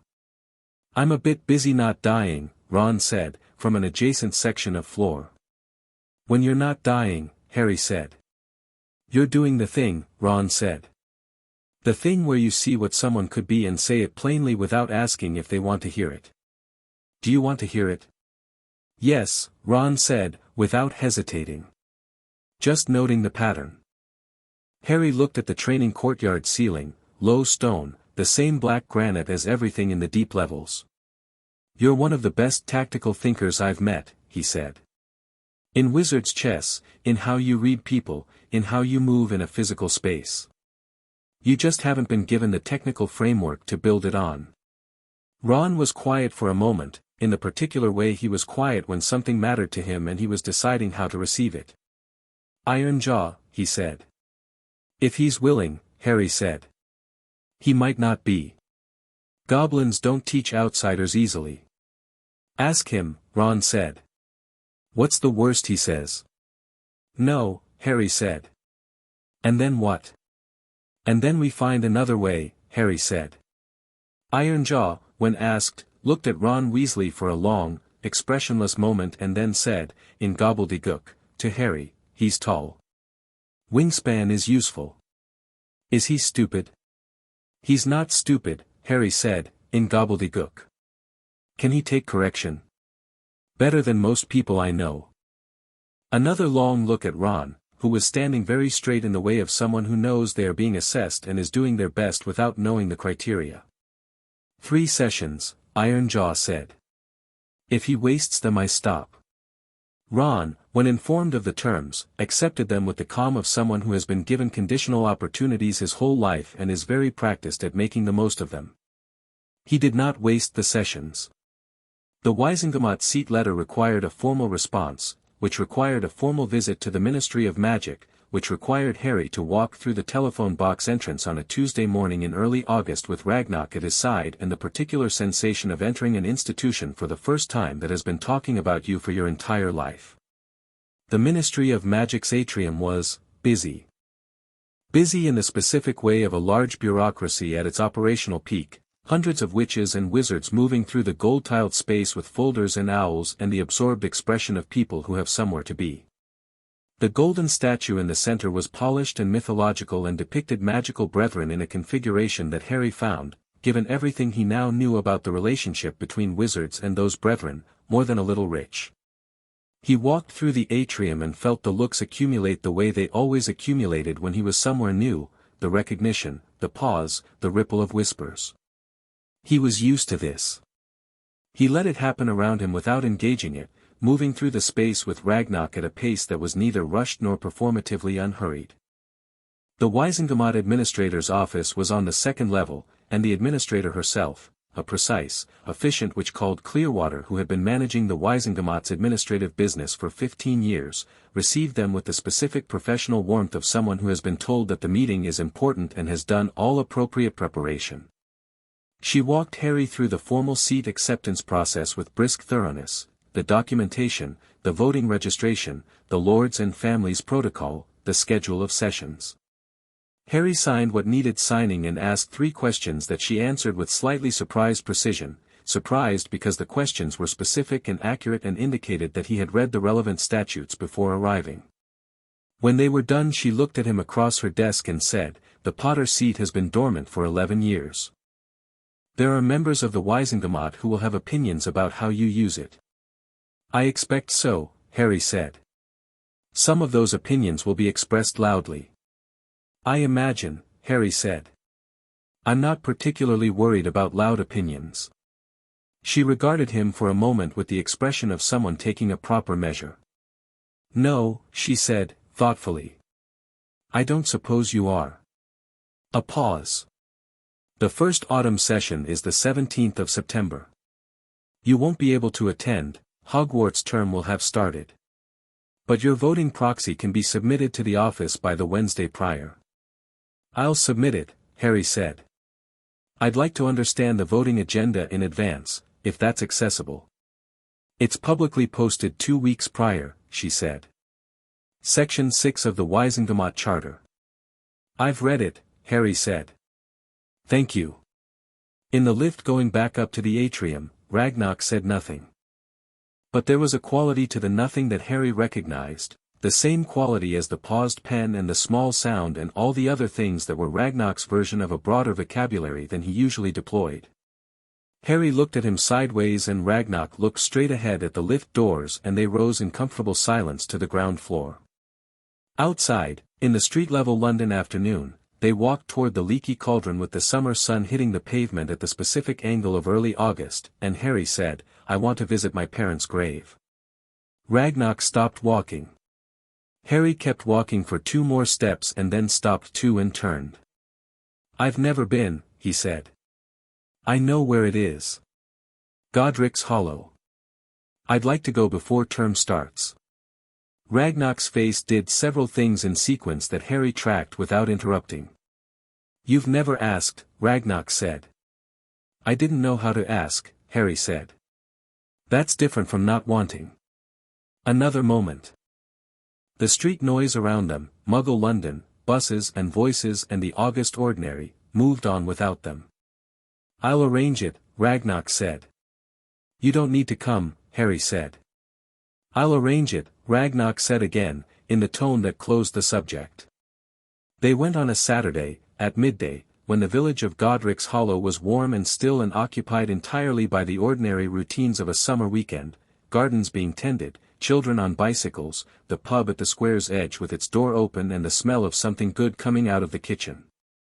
It was a Muggle village with a magical history tucked inside it like a stone inside fruit, and Harry walked through it beside Ragnarok, who was wearing the Muggle-repelling glamour that goblins used for non-alley excursions and who moved through Muggle space with the dignified wariness of a very proud being making necessary concessions, and felt the strangeness of being in a place he had no memory of but which was nonetheless connected to him through the deepest roots. The churchyard was at the village's edge, old stone wall, iron gate. Inside, the graves arranged in the particular organic disorder of a cemetery that had been accumulating history for centuries.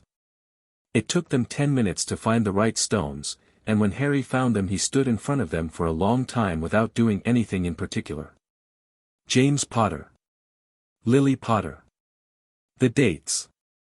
The inscription, "The last enemy that shall be destroyed is death," which Harry had read about and which landed differently, standing in front of the actual stone in the actual afternoon light, than it had in the reading. He thought about what he knew of them, which was considerable but entirely second-hand, Ragnarok's knowledge, Silvertongue's research, the war records, the accounts of people who had known them. His father, by all accounts, had been brilliant and occasionally insufferably so, had loved Quidditch and pranks and Lily Evans in escalating order of intensity. His mother had been the kind of person who thought about magic the way Golden Shield thought about magic, structurally, with genuine curiosity about how it worked underneath the surface, and who had apparently had strong opinions about everything and had expressed them freely and had been right more often than anyone who knew her quite expected. He thought about the moment Voldemort came to this village, to the house that had stood here before it became the ruin that still stood 2 streets over, and about the choice his mother had made. Not a battle. A choice. She had placed herself between a killer and her child and had chosen not to move, and that choice had been the most powerful act of magic in living memory, more powerful than anything the war had produced on either side, and it had been made by one woman in a moment that nobody planned for. He didn't cry, which was not because he was suppressing anything. It was because the grief in him was old and deeply integrated, the grief of someone who has lived with an absence for so long that the absence has become a kind of presence. He was sad, genuinely, in the clean way of someone who allows sadness its proper space. He just didn't need to do anything else with it. He took out his wand and transfigured a stone from the path into a white flower, precise, complete, every petal exact, and set it at the base of the stone. Then he stood there a moment longer. "I'm doing all right," he said, to the stone and to whatever the stone represented. "Better than all right. I'm sorry I didn't come sooner." A pause. "I'll come back." He turned. Ragnarok was standing 10 feet away, facing the gate, which was itself a form of privacy offered, and Harry walked over to him and they went back through the churchyard together and out through the iron gate and back into the village's Saturday afternoon. Ragnarok said nothing on the walk back.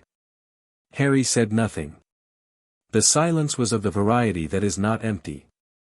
The autumn term began the way the previous year had ended, the train, the castle, the feast, the accumulation of familiar things now carrying the specific warmth of the second time.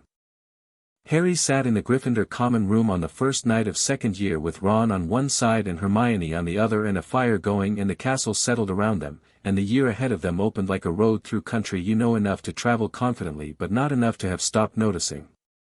The Wizengamot voting proxy went in on the 14th of September, 3 days before the first session.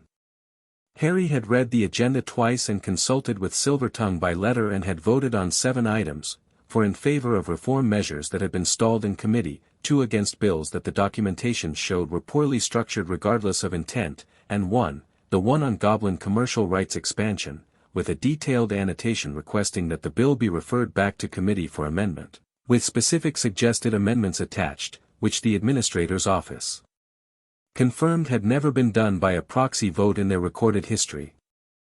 The annotation made the profit brief, buried on page 8, a single column, Potter Wizengamot proxy raises eyebrows with technical amendments. The article was more interested in the novelty than the content, which was fine. The members who needed to read the amendments would read them. The record was there. Professor McGonagall found him in the library 2 days after the prophet piece and sat down across from him with the expression she reserved for things that required her to recalibrate without wanting to show that she was recalibrating. "The Wizengamot proxy," she said. "Yes, Professor," Harry said. "The Goblin Rights Amendment. The bill as drafted had a loophole in Section 3 that would have allowed the Commerce Ministry to exempt any business with more than 20 employees from the new regulations," Harry said. "The amendment closes it." She looked at him steadily. "You are," she said, "the most unusual student I have taught in 37 years. "I've had an unusual education," Harry said. "Yes," she said. "You have." A pause. "The amendment was well constructed. The committee will likely adopt it." Another pause. "I voted in favor of the rights bill in the Wizengamot last year. I was in the minority." "I know," Harry said. "Your voting record is public. I read it." Something that was definitively not a smile crossed McGonagall's face. It was faster than a smile and more controlled, but it had the same basic structural components. She stood. "Don't neglect your transfiguration," she said. "The second-year material has practical elements that will require." "I've read the module," Harry said. She left, and Harry went back to his work, and somewhere in the castle the year settled into its proper rhythm. Snape asked to see him in October. Not summoned. Asked. The note was delivered by a Slytherin prefect and was written in Snape's precise handwriting and said, "If you have time this week, I would value a conversation." No particular urgency. Harry went on a Wednesday evening. The potions office was an extension of the potions classroom, which was an extension of Snape himself, meticulous, slightly cold, every surface doing its specific job, nothing decorative that was not also functional. Snape was grating when Harry came in and finished the line he was marking before he looked up, which Harry appreciated because it indicated that the professional was not going to be suspended for the personal.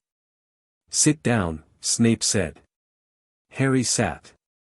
Snape put his quill down and looked at Harry with the specific quality of attention that had been present since the first potions class, the quality that Harry had identified early as genuine interest rather than professional evaluation. "The Wizengamot proxy," Snape said. "The annotation." Harry looked at him steadily. "The Goblin Rights Amendment," Snape said. "Section 3. He paused. "I read it." "It needed to be closed," Harry said. Snape was quiet for a moment. He had the particular stillness of a man accustomed to saying nothing until he had decided exactly what to say. "Your mother," he said, carefully, the word arriving with the weight of something that had been held for a very long time before being set down, "was exceptionally intelligent. As a potion student, as a magical theorist.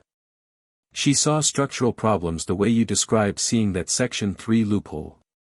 An instinctive, architectural, reading." Harry looked at him. This was not the conversation he had anticipated. He let it be what it was. "I knew her," Snape said. "Before Hogwarts, and during. We were friends."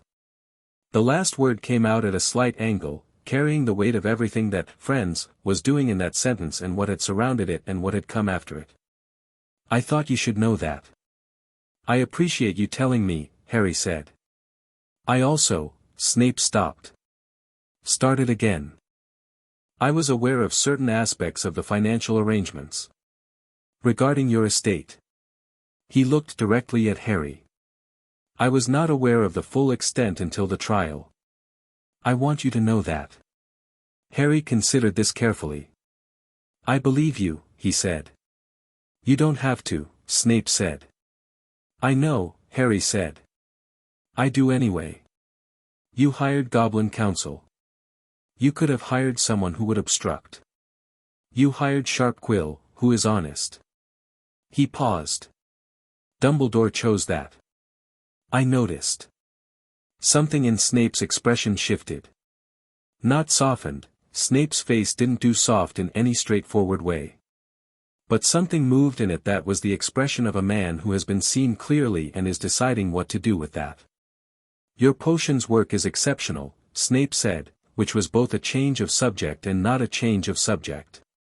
"The cross-referencing of goblin pharmacology with standard curricula texts in your essays, it produces insights that the standard material doesn't prompt." "Volthammer's collection," Harry said. "I know," Snape said. "I recognize the source framework. 3 of those texts are in my personal collection." A pause. "You are welcome to use the office library if you require materials beyond the curriculum." Harry looked at him for a moment. "Thank you," he said, and meant it. He left, and walked back up through the dungeon corridor in the evening quiet, and thought about Lily Potter who had read magic architecturally and had chosen not to move from a doorway, and about the specific complicated humanity of everyone who had loved her and been shaped by that love in ways they had spent decades carrying, and about how the world was full of these tangles, grief and debt and loyalty and choice all wound together in ways that resisted simple categorization. He held it the way Silvertongue had taught him to hold complex things, not resolved, not dismissed, just present and acknowledged and given its proper space. October 31st. Harry spent the morning doing nothing in particular, which was itself intentional. He did not mark the date with ceremony or elaborate ritual. He sat in the Gryffindor common room with a book and a cup of tea from the breakfast hall, and the morning light came through the tower windows at the particular angle of late October, and the castle was warm and full of the ordinary sounds of a school going about itself. He thought about his parents, the way he now thought about them, not with the distance of pure second-hand knowledge but with the specific quality of someone who had stood in a churchyard in August and said "I'm doing all right" to stone and meant it. He thought about the night 11 years ago and about what had been set in motion and about where the motion had arrived.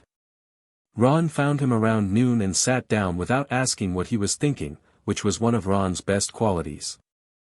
They played chess. Ron won, as Ron generally did, though Harry was improving in ways that Ron found increasingly concerning. They talked about Quidditch. They talked about the Transfiguration essay that was due Friday, which Hermione had already completed and about which Ron had opinions, and which Harry was planning to approach from a comparative framework angle that Hermione had said was either brilliant or unnecessarily complicated. At some point in the afternoon Hermione joined them with her notebook and a look on her face that Harry recognized as the precursor to her having found something in the library that she couldn't quite fit into existing frameworks and wanted to think out loud about, which she did for 20 minutes while Ron made the occasional sound of someone following along from 2 topics behind but not wanting to interrupt because the topic turned out to be interesting. Later, at dinner, the hall was lit and loud and the Halloween food appeared with its usual enthusiasm. Harry helped himself without making any performance of the date, and around him the school ate and argued and laughed in the particular way of a community that had settled into itself, and the candles floated overhead in their hundreds. He thought, this is all right. This is actually all right. The formal Wisengamot seating happened in the Christmas recess, at the January session, on a Thursday morning when London was cold and grey and the ministry atrium was quieter than it had been in August. He wore robes from Madame Malkin's, formal, deep green, with the Potter family crest that Gringotts had helped him verify and restore to its proper form, a crest that had not been publicly displayed in 11 years. Ragnarok had helped him dress it correctly and had made no particular comment, though the precision with which he adjusted the crest's alignment was its own kind of comment. The Wisengamot chamber was circular and tiered, dark wood and high ceilings and the specific weight of an institution that had been deciding things for centuries. The members filed in and took their seats, and when Harry walked to the Potter bench, 4th row, left side, where the Potters had sat since the chamber's reconstruction in 1709, the room did what rooms did around him, which was register his presence with the particular quality of attention that is not always welcome but which Harry had learned to move through without either performing for it or hiding from it. He sat down. He was, by a considerable margin, the youngest person in the chamber. He was also, given the trial and the proxy voting and everything that had preceded this moment, not the least known or least consequential. The session opened. The minister made his opening address. The first item of business was called. Harry listened. He did not speak in that first session. He had not planned to, had told Silvertongue in a letter that he planned to use the first 3 sessions for observation only, learning the rhythms and the personalities and the procedural conventions. Silvertongue had written back, correct. Ragnarok, when told, had said nothing, which was approval. He listened to the debates with the focused attention of someone building a map, which members led, which followed, which had principles they held regardless of alliance, which had alliances they held regardless of principle. He noted the procedural moves, the ways that agenda items were shaped before they were voted on, the moments when a well-timed point of order changed the shape of a discussion. He noted, in the section on magical creature welfare, a bill that died in procedural wrangling when it should have had the numbers to pass, and he traced exactly why it had died, and he marked 3 names whose procedural maneuvers had killed it, and he thought about the next session. The session ran 4 hours and Harry sat through all of it without losing attention, which he could tell impressed the witch in the adjacent seat, an older member of the Macmillan family who had been watching him periodically throughout with the expression of someone taking very careful measure, because she said, as they filed out, simply, "Good first session." "Thank you," Harry said. "You moved the creature classification amendment to the Wednesday schedule rather than Thursday. The Thursday slot has consistently lower attendance. Was that intentional?" She stopped walking. Looked at him. "Yes," she said. "It worked," Harry said. The attendance was down 11%. The bill passed by 4 votes. He paused. "It was good work." She regarded him for another moment. Then, with a small smile that had the quality of something earned rather than given, "Come and find me before the February session. There are 3 items on the agenda I'd value your perspective on." He said he would. He meant it. The last day of the Christmas holiday was the day before the Hogwarts Express returned, and Harry spent most of it in Ragnar's study the way he had spent most of the important days for as long as he could remember, not doing anything in particular, just present in the space that was most fundamentally his space, the fire going, the familiar accumulated weight of the East Wing around him. Ragnar was reading.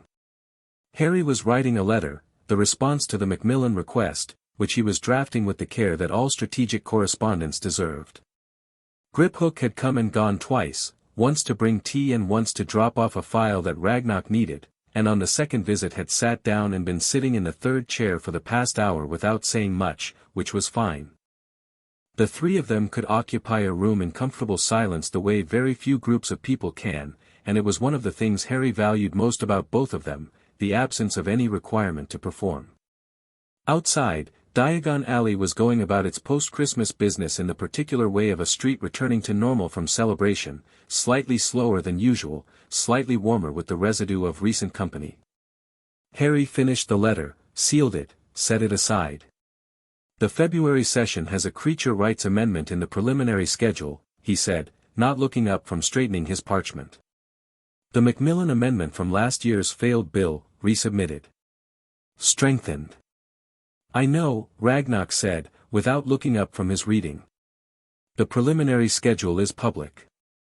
It'll face the same procedural resistance, Harry said. Thickness will try to move it to subcommittee again. 2 members who could block the motion are negotiable.